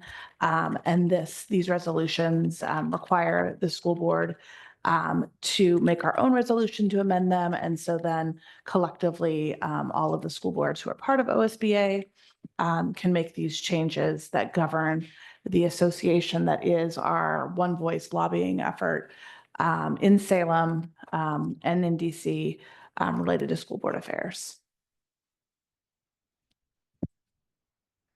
Questions, concerns? All right, Director Douglas? Director Shoemaker, Aye. Director Sloop. Aye. Chair Taylor, Aye. Vice Chair Wyatt. Aye. Director Vidal. Aye. Thank you. All right. And you want to take the next one too? I move that we approve the resolution to amend Oregon School Board Association's bylaws relating to the composition of the board of directors. I second. Any questions or concerns? No? All right, Director Douglas? Director Shoemaker, Aye. Director Sloop. Aye. Chair Taylor, Aye.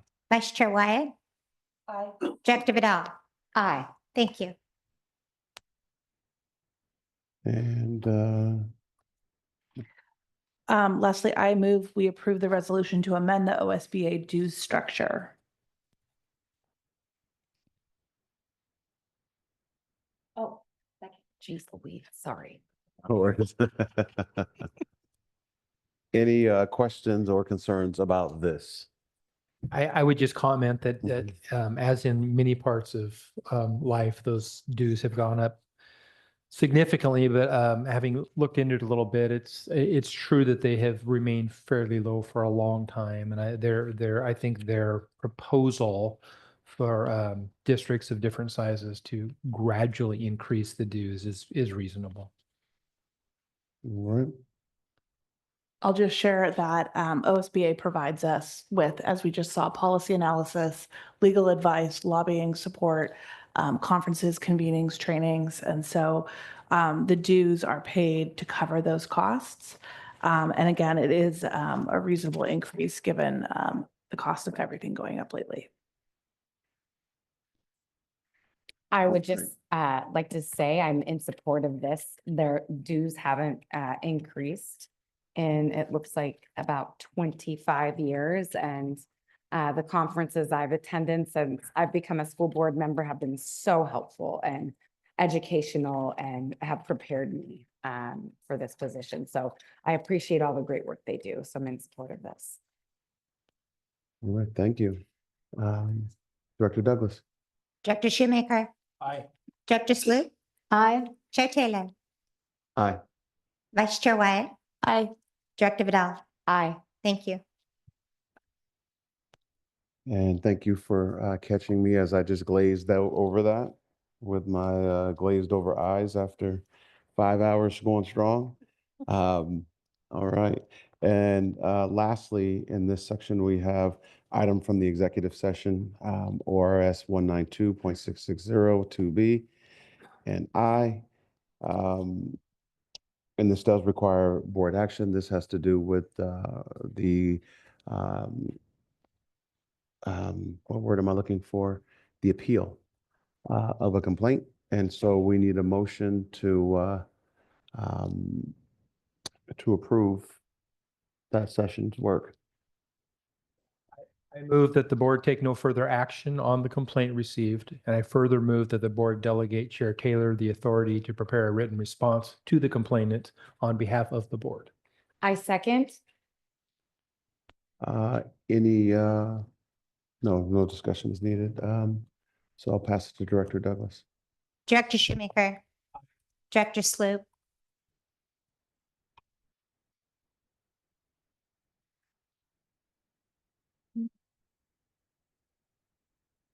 No. Chair Taylor, Aye. Vice Chair Wyatt, Aye. Director Vidal. Aye. Thank you.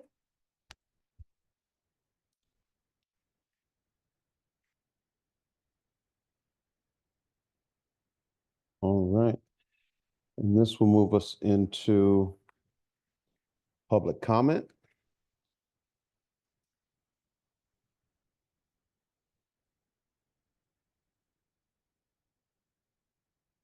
Right. Again, we ask just that you show etiquette and kind of just play by the rules. I won't go through the long laundry list of things again. Most of you have already heard it. Some of you who weren't here, it's an opportunity for you just to address the board. We won't respond back. You have 3 minutes and please don't go over. So we'll start with Christy Lance.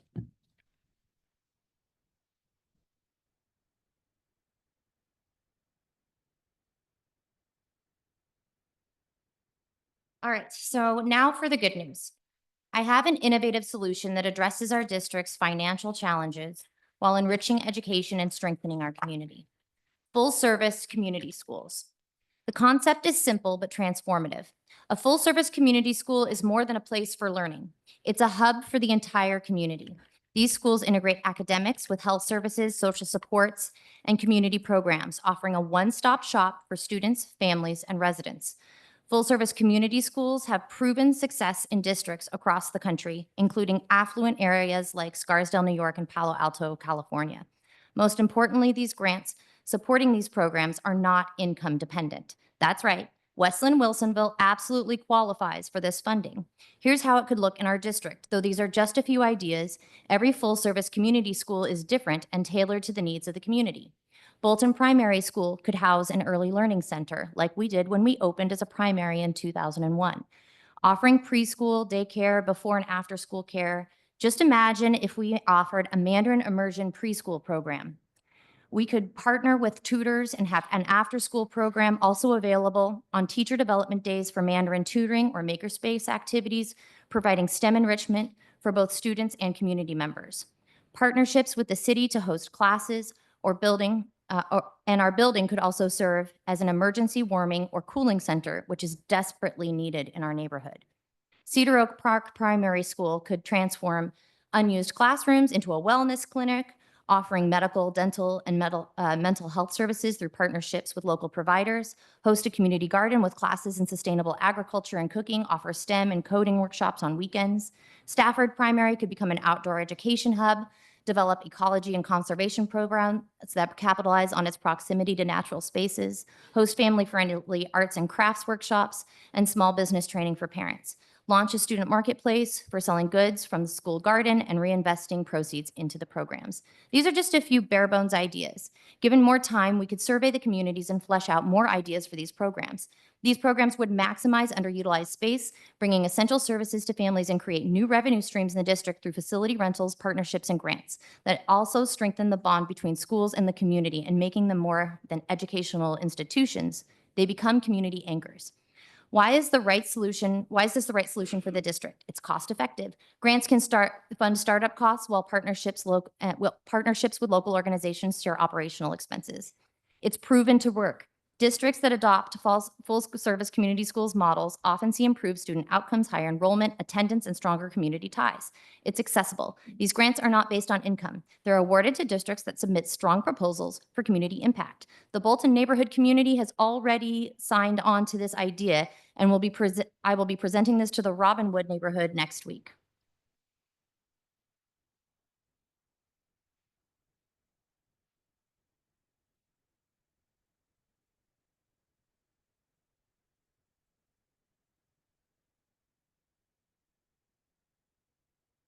Back on.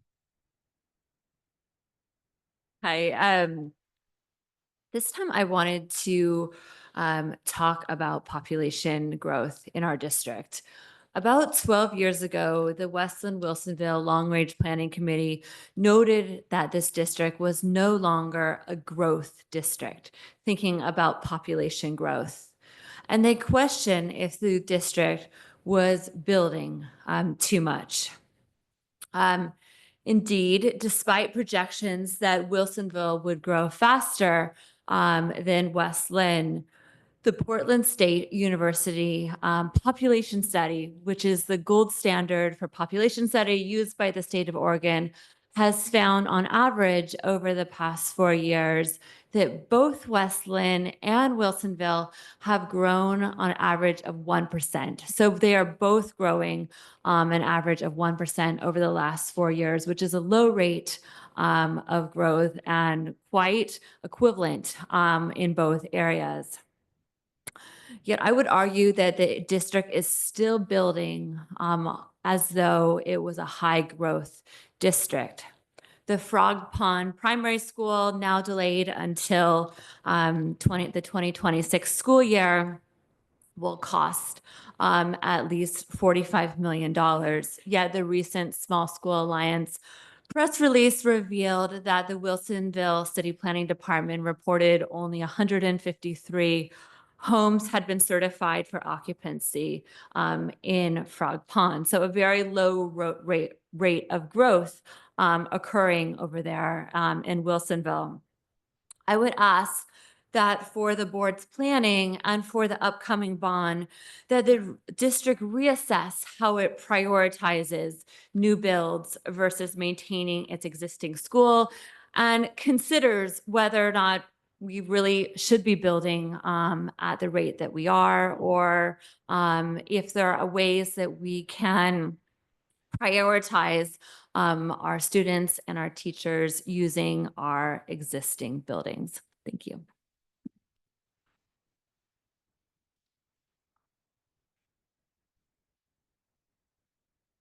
All right, Jen Zhao.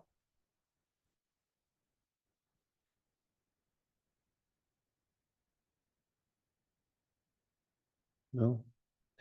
And I actually missed one, Wendy Gorsk.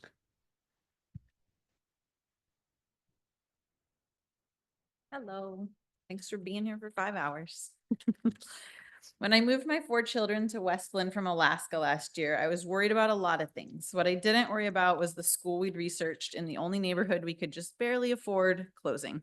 I didn't worry that the school district was operating a profit machine that prioritized new school builds just outside the urban growth boundary so public bond money could be transformed into general fund money. I didn't worry that the district had been deferring maintenance on Bolton with each bond so that more of that money could be poured into these new builds that would be reimbursed to the district by developers and the city of Wilsonville. I didn't worry about it because I didn't know. But this is the system that we've all inherited. The only question worth asking is, now what?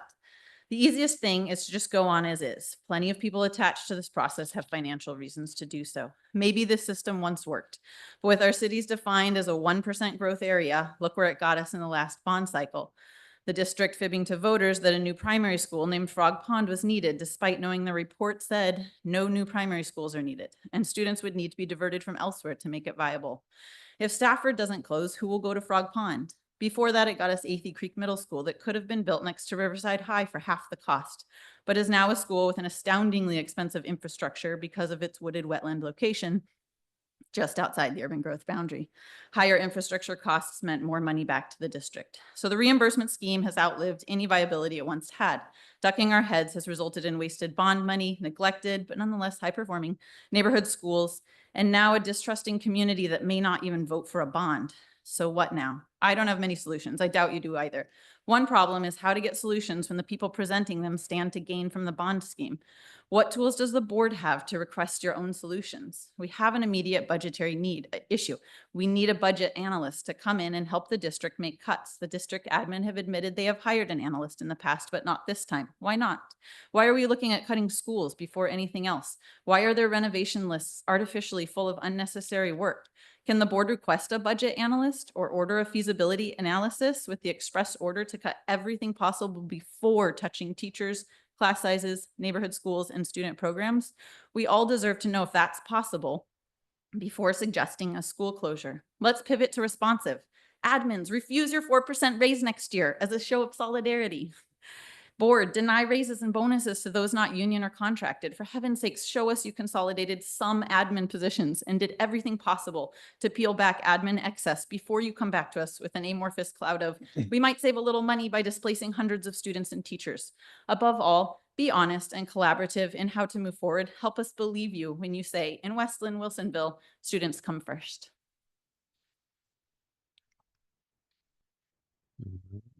Is, when I called Jen Zhao earlier, she didn't come, so I'm assuming that she's not here. And I will move on to Athena Contreras.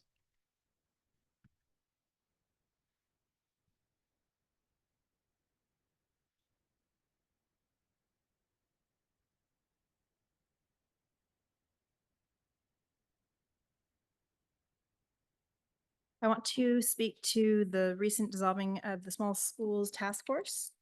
I think there's a lot of significant information that will not be included because the last opportunity to gather information into a report has not been completed. And therefore, I think that there's not enough findings, especially since they seem to be the main source of information to make a decision regarding the schools being shut down or consolidated. I also have, I believe that the fact that they had the closed meetings, it doesn't make a whole lot of sense to me because it was supposed to be about connecting the community to the district and communicating findings. And so the logic of having that not open to the public never really made a lot of sense from the start. I think that in light of that, it kind of needs to, the process needs to start over. The information gathering needs to start from the district. And then the community could share back from there. I also have a few other things that I wanted to share. I don't think that the geographic area is discussed enough. because when you look at the heat map of the population between Wilsonville and West Linn, West Linn is a much like 4 times the area of a lot less concentrated population. Whereas Wilsonville shows on their heat map very concentrated centers. So it makes sense to have 400 students in a school that is that concentrated. But it also makes sense to have walkable schools in an area that is much more geographically apart. So I don't think that's discussed enough, because when we talk about the nature of a school being too small, that it is very different based on geography. And I think that it makes a it's very different from Wilsonville to here. I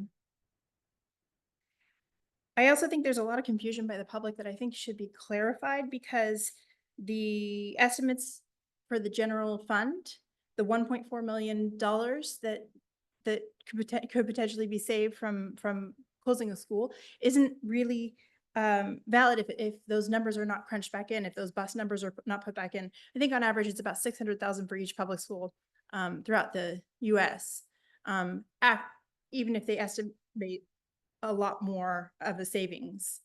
Thank you.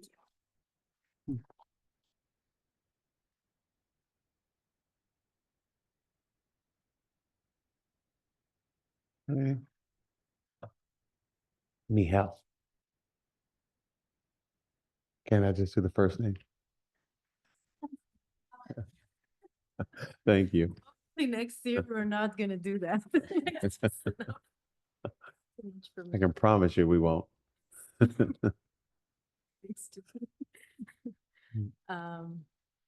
Okay. All right. Okay, so I'm a Cedar Oak mom and a numbers person. Surprisingly, I'm not going to talk about numbers. I want to talk about the importance of responsibility, accountability, and community. I think it is about time that the district admit it's responsible in large for the budget deficit and stop hiding behind excuses that school enrollment is too low and 350 students in a school is too small to maintain. The district is accountable for its financial decisions, could tighten the belt on administrative supplies and technology expenditure, because it knew about the post-COVID federal and state financial cliff. The district is accountable for its 2019 long-term planning mistakes, such as continuing the Frog Pond project despite the hard facts of low enrollment and slow development, yet decided to proceed. There is nothing wrong with admitting mistakes or failures. Like in a successful therapy, 50% of the success is attributed to acknowledging the problem and dealing with it, rather than blaming the rest of the world and planting the head in the sand. This is the first step for a successful healing process that should start now. Now about community. Due to the threat of school closure, I actually visited some private schools recently, and while impressed by their curriculum, I don't think that they're doing things that cannot be done or are not being done in our schools. They use paper, colors, and cardboards and the kids' own imagination to teach them and keep them engaged in multiple topics. We can do that easily. It will save the huge amounts of spending in the learning with technology expenditure tab that is not critical and even harmful at the primary school level. One major reason why I can consider the public system superior is the fact that my kid goes to school every morning with his friends and gets back home walking with them, and they just hop from house to house and play together, like in the good old days. This doesn't have a monetary value. This is above money. This is about life, friendships, and community at its best. And this is what we want in our neighborhoods. I hope you will consider that in your decision process. Thank you. I really hope not to be here. All right, Tony Collard. Hi, I'm a Bolton parent and I'm this year's PTA president. I'm new to being involved in the school, and before last year, I was living my best life, as Board Chair Taylor would say. Because of my newness, I didn't feel comfortable speaking out regarding school closures or the formation of the small school task force when it was first introduced. So I decided to wait and see how things played out before making a statement. Unfortunately, my statement tonight is that I'm disappointed. I'm disappointed in the way this whole thing was presented to the public. I'm disappointed in the way that the PTAs were involved without an option or forewarning. I'm disappointed in the district staff and the way they lined the back walls of the community engagement centers, refusing to engage because it wasn't part of their process. I'm disappointed that school closures seem to be the first option for this budget deficit. I'm also really disappointed with the lack of engagement of teachers and school staff during this time. I'm also not only disappointed, but I'm appalled that when teachers involved themselves and engaged in the Bolton Small School Task Force community meeting, that they were approached and told that they did not need to be there by our superintendent. Some of the most important voices, no wonder it's no wonder that teachers and school staff are reluctant to speak up and speak out. It's been my experience so far. Some of the most important voices in our school district are not only unappreciated and unwanted, but borderline silenced by district leaders. The authoritarian culture being fostered in our school district has led to an undercurrent of fear of the administration by our school staff. And to me, this is extremely alarming and concerning and not the way it should be. Overall, the biggest thing I've realized while watching this whole mess unfold is that I'm disappointed in the direction the school district is headed. It seems as though the school district has been more interested in building fancy new schools than investing in current buildings in our children's education. Public school is not about state-of-the-art playgrounds and brand new buildings. It's about safe playgrounds and welcoming schools with amazing teachers. It's a place for kids to feel safe and valued, relaxed and ready to learn, and a place too where our teachers feel connected, heard, and respected.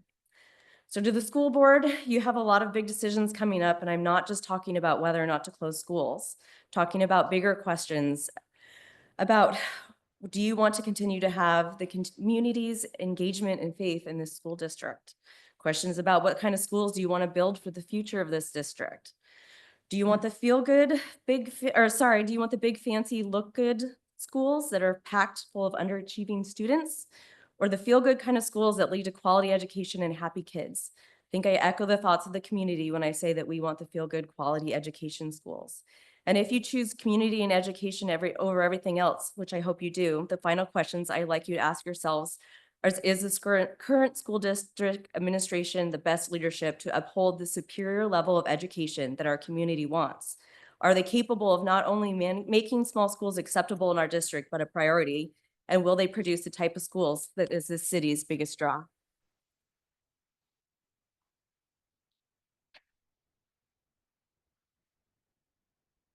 I want to make sure I get this right. Is it Katie Ham or Caddis Ham? Not sure if I got it right with the writing. Good evening. My name is Katie Ham. Got it right. Okay. I have a 5th grader at Lowry and a 7th grader at Wood. I come from a family of educators, some who've worked in this building, and understand fully that every person in this room is here because of their commitment to children in our community. I recognize the challenges that budget shortfalls place on every person in here. I'm here tonight because I care deeply about the opportunities youth sports provide for children and families in our district, and I'm concerned about the recent increases in facility use fees for fields and gyms, as well as the limited availability of fields and gym spaces for our youth programs. My lens is softball, as both my children love this sport, but there are parents here representing various sports and organizations. We all know that youth sports offer more than just physical activity. They teach teamwork, discipline, resilience, and leadership, values that align perfectly with the mission of our schools. These programs build confidence, provide a sense of belonging, and keep kids engaged in positive activities. Fee increases will lead to lowered participation as these opportunities become less accessible to more families.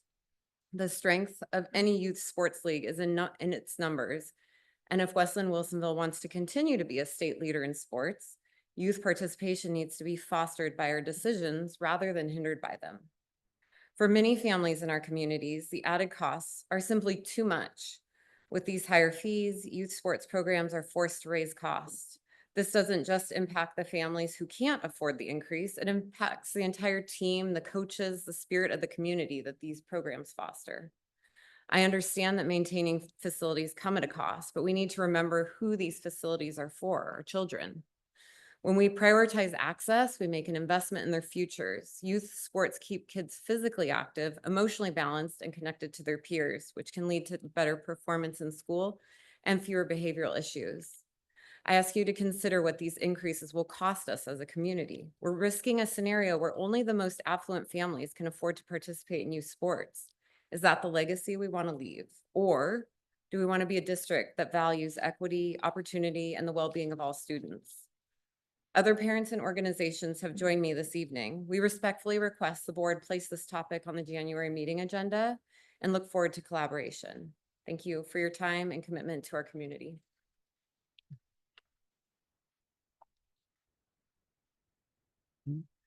Ashley Darby.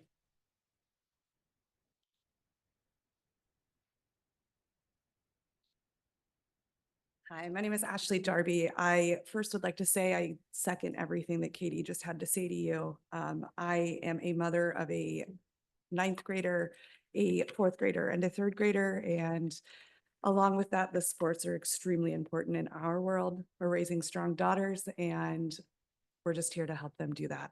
I'd like to share with you a letter from one of our coaches. His name is John Robinson, and he states, as a parent and a coach of multiple athletes' activities, softball, soccer, basketball, baseball, volleyball, track and field, cross country, supported or hosted by the district, I want to shine light on some inquiries and inefficiencies that I've witnessed recently with regard to the district field and gym resource utilization.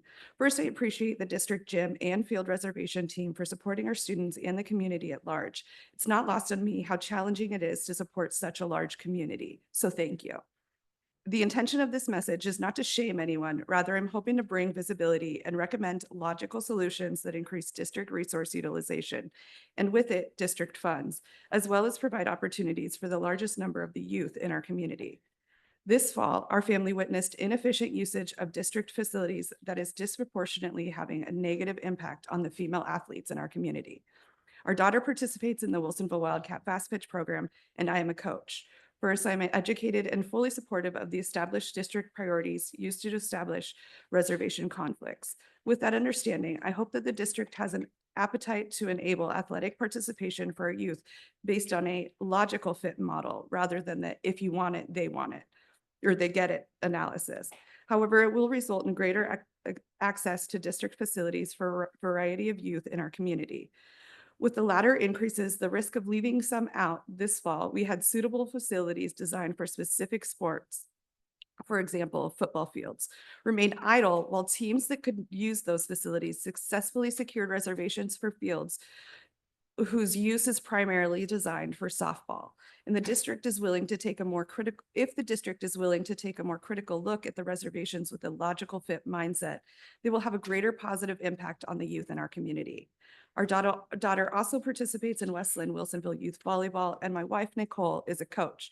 With our youth sports, we're able to start their practices at district facilities prior to the start of school in August. 500 of our youth volleyball players were unable to reserve a district facility on a weekday until September 9th.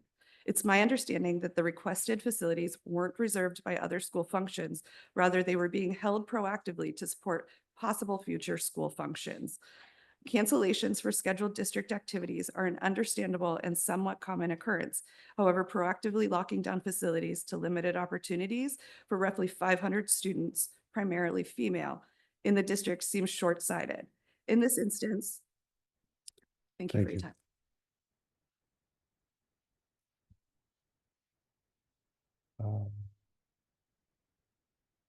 Greg Hartgrave.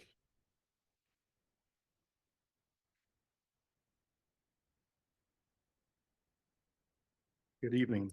Greg Hartgraves. I'm a board member and a coach over the last 7 years for the Wilsonville Fast Pitch Softball Program. I wanted to read something I prepared. So today I want to discuss the financial impact that softball families are facing. After careful calculations, it's come to light that recent fee increases equate to a staggering $350 per player. For many families in our community, especially those with multiple children, in this program, and not only other sports in general, this spike is going to be very challenging and it's very concerning. As someone who has been involved in the inception, since the inception of Wilsonville Fast Pitch Softball, I can attest to our intentions have always been to extend beyond the game itself. It's been about fostering a sense of belonging to the community among these young girls.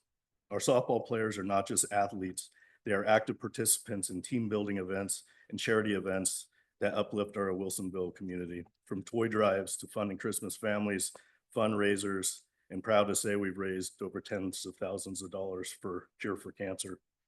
But we instill compassion, teamwork, dedication, and this has had a major impact on our hometown. The vision has always been to nurture these girls into outstanding ladies to become future leaders of this community, hopefully. Softball, like many other sports, comes with financial burdens. We have dedicated as a community countless hours of fundraising efforts in order to keep the sport accessible and affordable to all. However, this spike in costs will hit very hard. Despite unwavering support from our community, there remains a disparity between resources between boys and girls sports programs, particularly evident in allocation, accessibility, and maintenance of fields. I think as a board, we should clearly examine this. I want to make very clear, I'm willing to pay more. I think many families are willing to pay more, but financially, we want to see the money being spent accordingly, and we want to see something for those that benefit the girls. Field quality, maintenance, access to additional facilities are essential for the growth of our population to keep up with the pace of growth in our community. Recently, it saddens me to witness some girls leave our program in the city of Wilsonville strictly based off of facility access and safe fields and access to facilities that they can work out during the winter. What we want is collectively to bridge the gap to ensure equality in all of the resources, whether you're a girl, a boy, regardless of income level, etc. That's always been our goal. So I urge each and every one of you to help our girls strive for the future and be future leaders of this community. Appreciate it.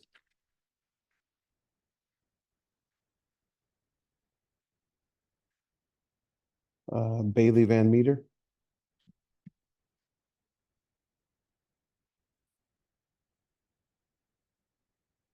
Good evening.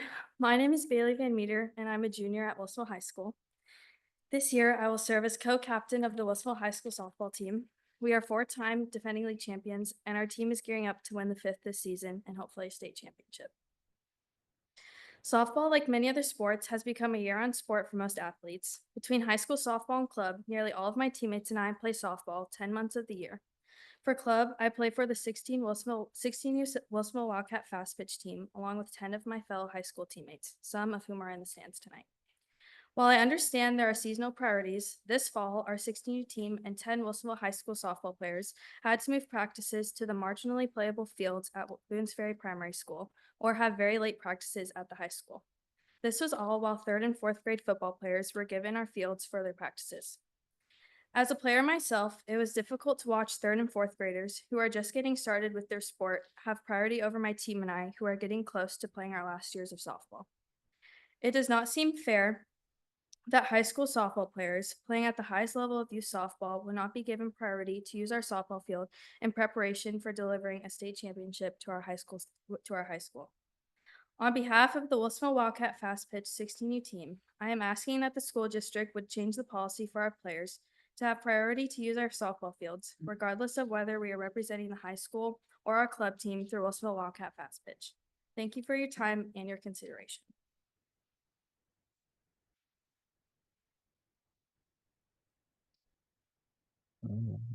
Preston Van Meter.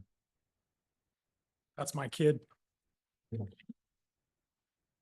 Hello, my name's Preston Van Meter, and I'm the president of Wilsonville Wildcat Fast Pitch. I did not organize this tonight. That was Katie, but I guess I'm the closer. That's a hard group to follow. Our mission is to inspire future female leaders through competitive youth softball. So when we moved here in 2017, there really wasn't a competitive softball program. We started from day one trying to build something local for our community. This is the first crop of kids from our competitive softball program that'll make it through the high school. They're juniors this year. There are 10 of them on my 16U team that I coach. I have 4 points that I'd like to make. I don't know if I can do it in two minutes, but I'm going to do my best. We have to shine a light on field scarcity. The issue in Wilsonville is field scarcity. We have 5 of 10 dirt fields that are really marginally playable. The Boones Ferry fields, the 2 fields at the primary school, were abandoned for 2 years until we resurrected them when we lost our high school reservations this fall. And then we have mole and bowl problems over at Wood as well. So what we have is Little League is moving into the fields at Memorial Park. Quite frankly, more boys play sports than girls. We lose field access at Memorial Park, and we're forced to go use the fields at the high school. Raising rates on us has a disparate impact on girls in our community. Greg talked about the costs. Those costs are only going to get higher as those discounts drop off in the next couple of years. Our community is not like other communities that have turf fields. Those youth organizations have other fields that they can access to help keep their fees down. Then they strategically go get the turf fields when the weather is. We don't have that option. We have to use turf, right? We can only go to those 2 high school fields that we now have. That's a bigger disparate impact, again, on girls in our community. I'm not convinced that higher field rental rates are going to increase revenues, which is your goal. What we will do, where we would usually do our, because we're a category 3 regular nonprofit now in out of season, we're going to be charged $120 an hour to use the high school field in the winter when we would do our winter workouts. We're just not going to go to the high school anymore. So that revenue that you would have gotten from using the fields at a lower rate will just not come in. I think that'll happen for all organizations. My plea is not to keep the rates lower. You heard a lot of that tonight. My plea is the city and the school district have put us in this position. It started years ago. We have to start turning the page and creating more ball fields in our community. That's got to be a partnership between the school district and the city. It's not one blaming the other, saying it's their fault, it's your fault. We've got to get together and we've got to find a way to solve this problem. We're only growing. There's not been any new ball fields built in the Wilsonville community since the Villebois development was started. We have to fix that. We're not building fields at schools like used to be done in the old days, and now we're seeing the impact of that. We would like to be a part of the solution. We sure love a partnership, and we'd love to have a conversation with you on the agenda at a future meeting. Thank you.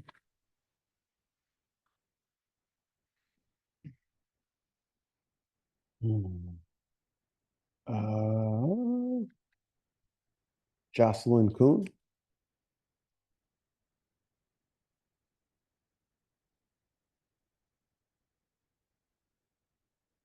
I'm here on behalf of the WBA, the Basketball Association in Wilsonville. And I'm here because of the proposed increase in gym rental costs that could have a serious impact on our kids and our community.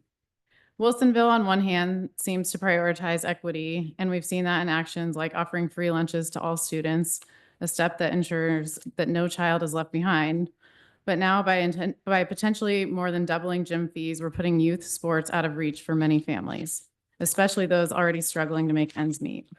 Last year as an organization, we spent roughly $20,000 in gym rental fees, but with the new fee structure where we would be asked to pay over $40,000 in gym rental fees for the youth in Wilsonville to play youth basketball at the schools their parents are already paying taxes to help fund. Youth sports are not just extracurricular activities, they're a lifeline for so many kids. They teach teamwork, discipline, and resilience, and they keep kids engaged and off the streets. When you raise fees, you risk cutting off access for lower income families, shrinking participation, and losing the sense of community that sports brings. Asking parents to absorb these increases directly contradicts the values that seem so important to the district. If we're committed to equity in the lunchroom, we should be just as committed to it on the court. These are investments in our kids and their futures and the community as a whole. I am asking for your partnership in finding a solution so we can keep youth sports accessible to every family. Let's not prize kids out of the game.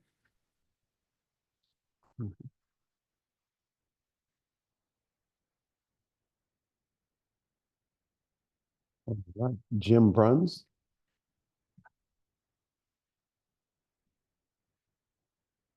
Good evening, members of the school board. My name is Jim Bruns, and I'm a proud father of 2 student athletes at Meridian Creek Middle School, as well as a volunteer coach for youth baseball, basketball, and soccer that support our youth in the Wilsonville West Linn School District. I'm here tonight to respectfully voice my concern regarding the increase in facility usage fees for youth sports programs in our district. As you've heard from the previous organizations that have shared, we are seeing an extremely large increase, which ultimately have to be passed on to our families. And I wanted to highlight some of the unintended consequences that should be considered. First of all, our community youth are the primary users of the said facilities. These youth sports nonprofits are also led by community taxpayers and parents that are already funding these organizations through the individual sport and as local taxpayers to the school district. I understand the financial challenges our schools face, but I ask you to consider the broader impact these increases could have on our students, particularly those involved in youth sports. Highlighted tonight were numerous state championships, and the majority of these student athletes participated in youth sports organizations represented here. As we know, sports are about much more than just games and competition. They teach teamwork, discipline, leadership, and resilience. But for many kids, especially those in low to moderate income families, participation in sports is only possible when costs are kept low. As a coach and a father, I've witnessed firsthand how important it is to make sports accessible to every child, regardless of their financial background. However, increasing fees for the use of school facilities creates an additional barrier, one that could exclude many children, particularly girls, from having the opportunity to play. I particularly wanted to raise concerns in regard to our young ladies in youth sports who are already facing challenges when it comes to participation. Across the nation, girls' participation rates in sports are significantly lower than boys, and those rates tend to drop further as they get older. Seeing reduced participation rate of girls aged 6 to 12 is at 34%, and age 13 to 17 at 38% reduction. I would challenge it's even more drastic in our community. For many girls, opportunities to play in sports as a school setting are one of the few affordable ways to stay active and engaged. A significant fee increase will disproportionately affect them and could cause more girls to drop out of sports altogether. Moreover, these fees aren't just a burden on families who are already struggling. Many of the children who stand to be most impacted are the ones who benefit the most from the structure, confidence, and sense of community that youth sports offers. If fees goes up, fewer children, especially those from low-income households, will have an even further burden upon them. And as we all know, this will lead to a decline in overall participation rates. I urge the board to consider these factors carefully when making decisions about facility use fees. Increasing the cost for sports programs not only harms students from low-income families, but it also sends a wrong message about our priorities. Sports should be inclusive. I ask the board also to explore alternative ways to manage the district's budget without raising the fees for our youth sports. We have an opportunity here to lead by example, showing that our community values inclusivity, equality, and access to opportunities for all of our children. Let's not take a step backward by making it harder for children to get involved in something that can change their lives for the better. Thank you for your time and your consideration.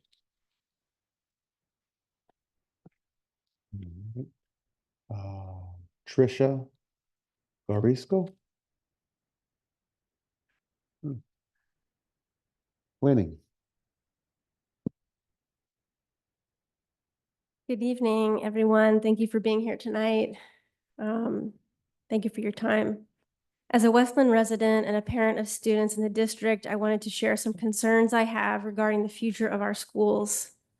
School district confusion puts our entire future as a thriving educational community at stake.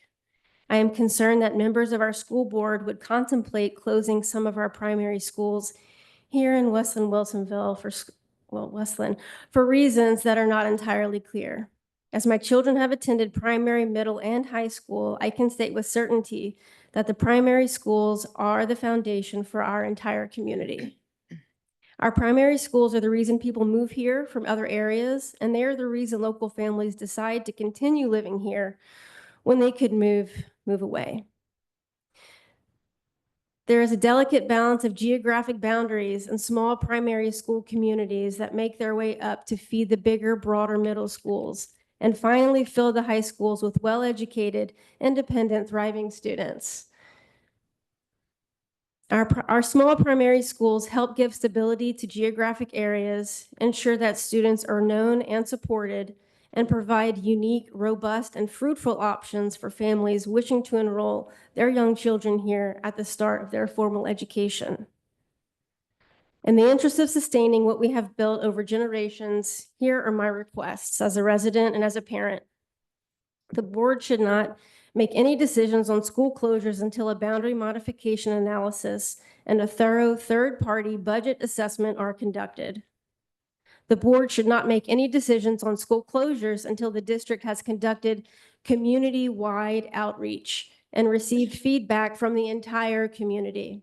Because the district's communication focused specifically on the 3 distinct primary schools, they did not create a district-wide conversation, and the community has not been kept abreast regarding potential changes. All of our school communities do not realize the burden that will be placed upon them should any of our schools close and population shift. They do not realize these concerns because they have not been invited to the conversation. The board must make decisions that maintain public trust. It is the key to our future. Public trust For the school board is at stake now that the district has indirectly broadcast that they would consider shuttering 3 specific schools. Schools that are anchors of their neighborhoods, are high performing, have stable enrollment, have stable enrollment, have stable enrollment, and have served Westland for generations. Make no mistake, once public trust is shaken, the successful school district we've worked so hard to build and maintain will not be able to survive the future failed bonds, the future disrepair, and the lack of public support. The school board should not make any changes. Oh, thank you. Okay. We also have a virtual community member who has waited patiently, and that is John McCabe. So Andrew, would you please queue up John to bless us? Bless you. Okay, whatever. Okay, John McCabe, Westland, Oregon. I'm going back to earlier in the meeting on the interest rate. The fact that there's money this year going to the GEO bond fund. And I wish the board would go back to the June 10th meeting when by the administration, I was called a liar. Truth, I was the only one talking the truth that day. School board members from the past and current have called me a liar. So you need to go back to the June 10th meeting where I was called a liar about that money needed to go with the GEO bond and stay with the GEO bond. Now, the state has said, well, at least they're starting it now. And I go, that's not satisfactory.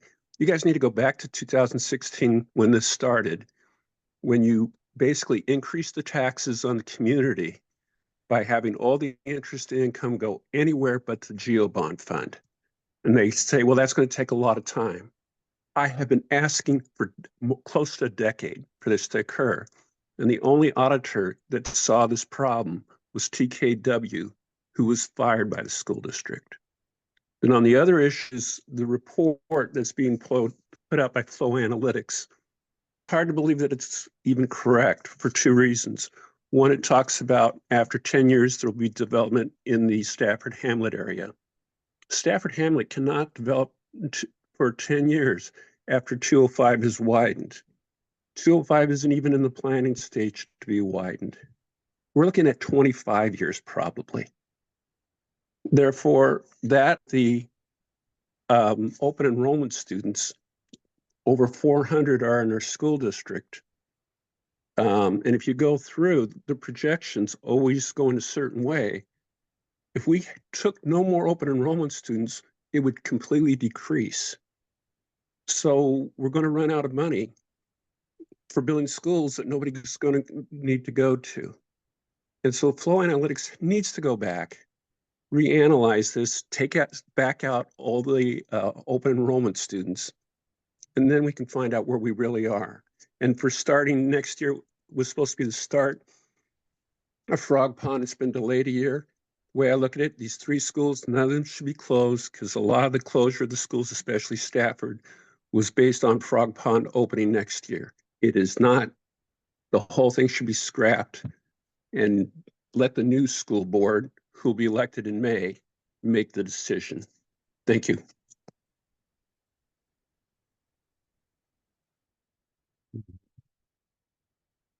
And I see a hand up. Okay. Okay. And was there any other folks who, okay. You've been sitting here patiently. Can you state your name so I can write it down? Yeah, name's Ian Harney. Ian Harney? Yep, Harney. Thanks for having me tonight. Yep. Okay, yeah. Yeah, and are you a, I'm a parent of a child at Stafford. oh, awesome. Okay, thank you. Yeah. Go ahead. Parent to a kindergartner at Stafford, so new parent to the school system. Throughout this process, one thing has really struck me, and that is that schools are really at the core of the value proposition of the communities in both Westland and Wilsonville, and a major reason that people move into our towns and pay a handsome amount of money to do so.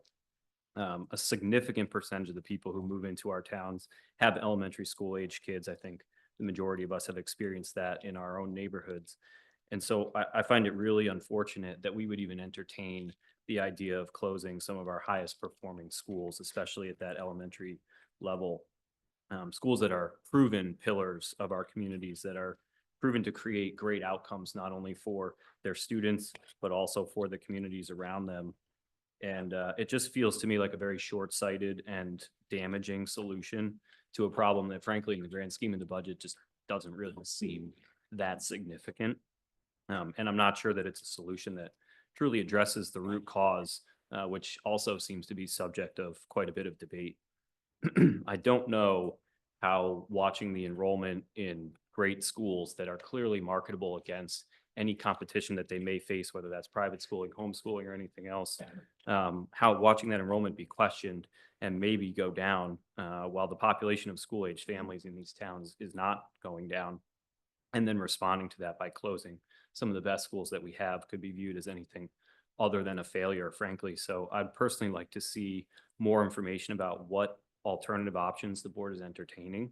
We've spent a tremendous amount of the last few months talking about closing schools, not closing schools, closing schools. I haven't heard a lot of dialogue about what else we could do. I'm sure that has happened, but I'm not privy to it. So I would love to get some visibility to what other options the board is entertaining to address this budget issue so we can all succeed rather than fail together.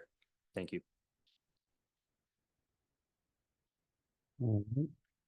And I'm not sure when you came in or who didn't, but come on forward. What's your name?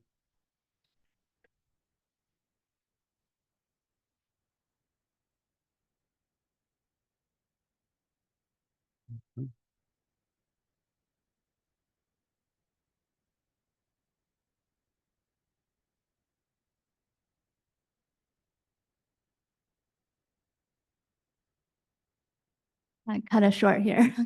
Hi, my name is Jennifer Zhao. I'm a parent of three students, one at 8th, two at Bolton Elementary School. We moved here about 1 year ago from New York, where I was a school board member for 6 years. So first of all, I want to thank you for your service. I totally understand the difficult position that sometimes you are in and all the volunteer time that you've put in. Today, I want to address a couple issues. We've heard from some parents on the closure of schools, and we have this discussion for many months already. Just a couple days ago, I was very upset to hear that the Small Schools Task Force, which you have created, is now disbanded. And that was due to the fact that there was not a open meetings for that. And that was actually, there was agreements against it, and there was letters that basically said that that was not lawful. And then I was even more upset to hear that the volunteers were actually being asked to pay the fine for that lack of oversight, or the lack of like being able to make those meetings open. So I just want to say that it's really not fair for the volunteers to be burdened with that fine, because they would not be in any position to really make a decision on whether those meetings should be open or not.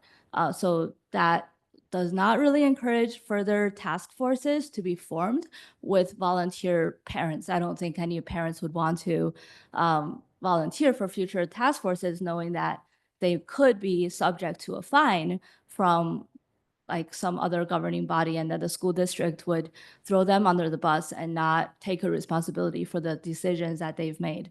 As a school board member, you have 3 jobs. One is to hire and fire the superintendent.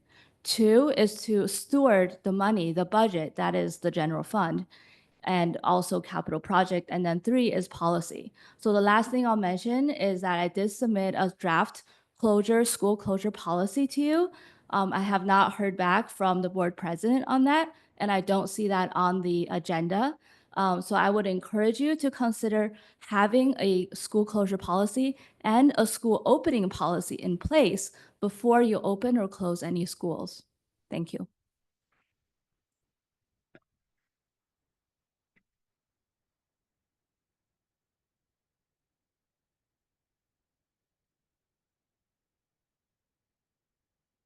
All right. And last but not least. Thank you. We're still running ahead schedule though, so that's a good thing. I'll be happy to go home with you. I want to just refer back to Katie and her comments as to why youth athletics is so important and so critical for the well-rounded growth and development of our youth. And I'm not going to repeat all of that, but for the people predominantly of Wilsonville here, what I'm here to talk about is the 10 acres Oppenlander Fields that the school district is trying to sell that's currently active ball fields. So that would reduce our capacity within the district. I want to acknowledge the ongoing post-trial issues that we know the board's open discussion of Oppenlander needs to wait for that trial closure. But I also want to formally inform you that Friends of Oppenlander, which is an Oregon public benefit charity, we've got a 501c3 application pending, that we have come together, should say we, I'm helping lead a team, but the other people are doing the heavy lifting, to raise what we think might be significant additional dollars necessary to complete the Oppenlander purchase if the district continues to seek a developer price tag for the sale of Oppenlander Fields, the parkland, to the city. In addition to the bond measure, the PAC that was formed in 2022, this Friends of Oppenlander, and as I mentioned, it's a 501c3, so we'll be soliciting donations through that, and we've already started that process.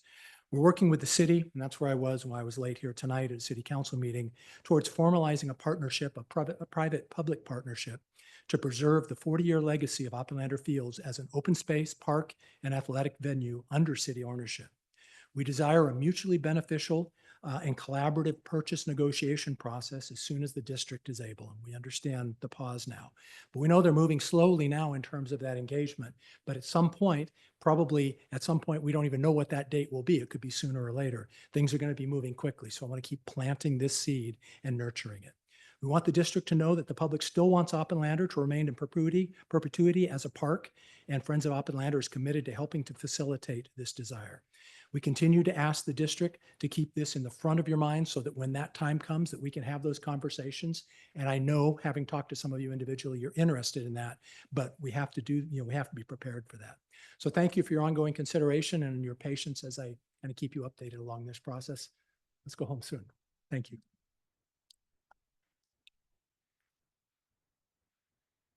All right, I believe that concludes public comment. All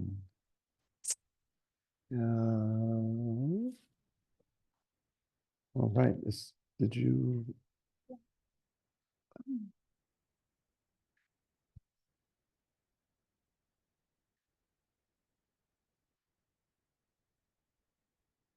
So I didn't plan to say anything, but then I was thinking about it during all of this great feedback.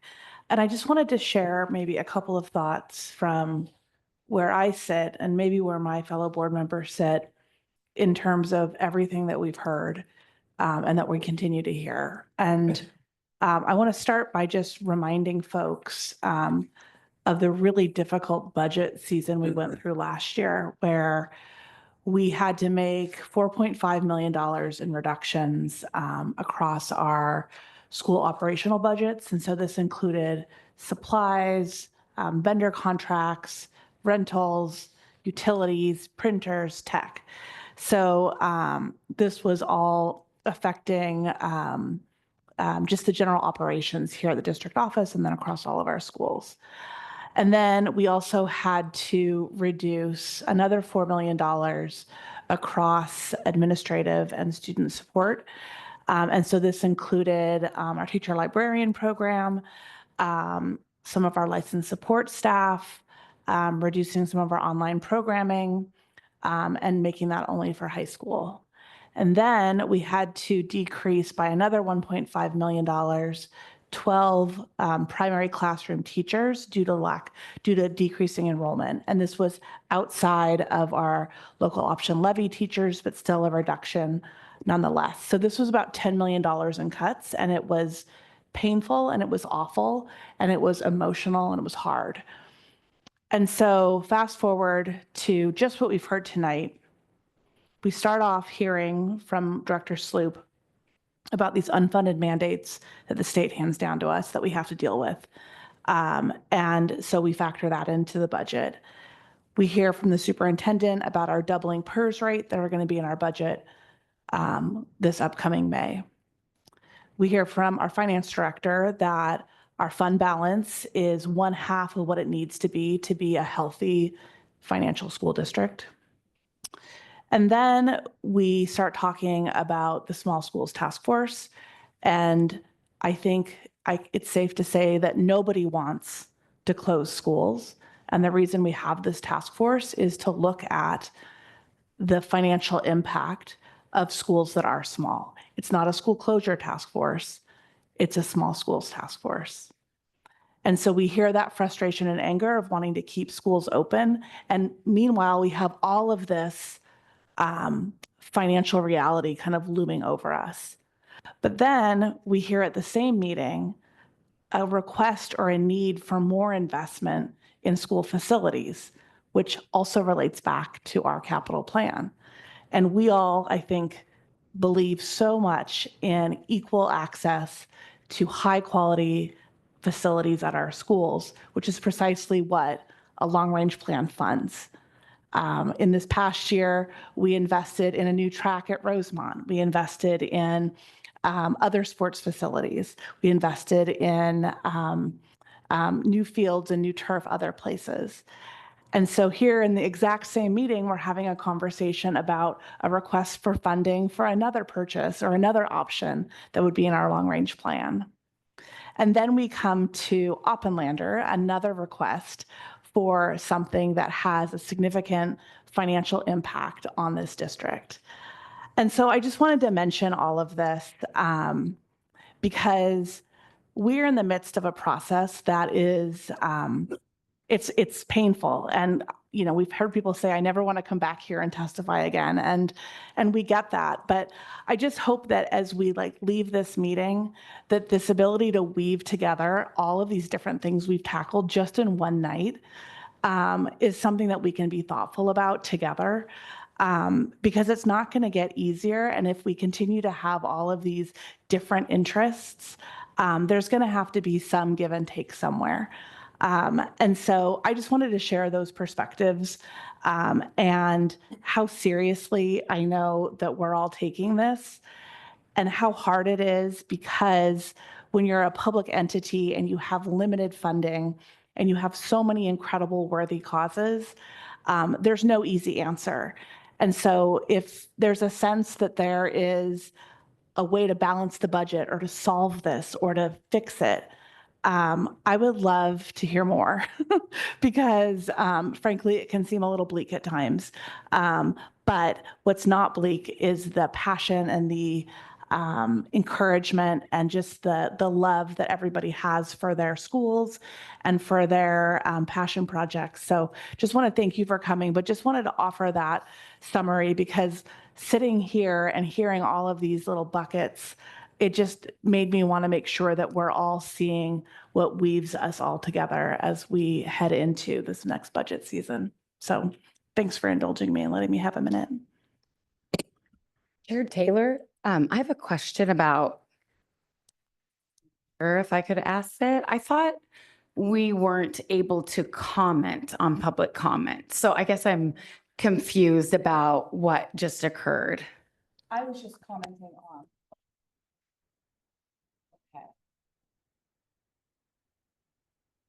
The, I don't know if there's a specific rule that says that you cannot respond. We typically don't respond. It's a time for the audience to engage, I guess, or present to us and us to listen. I don't know that there's anything in the bylaws that says that a board member is restricted from making a response. I have no problem looking that up. That would be helpful. Okay. I will be more than happy to do that. So in that spirit, thank you all for coming out this evening. And our next board meeting is January 13th in the new year. So happy New Year and happy holidays to all of you.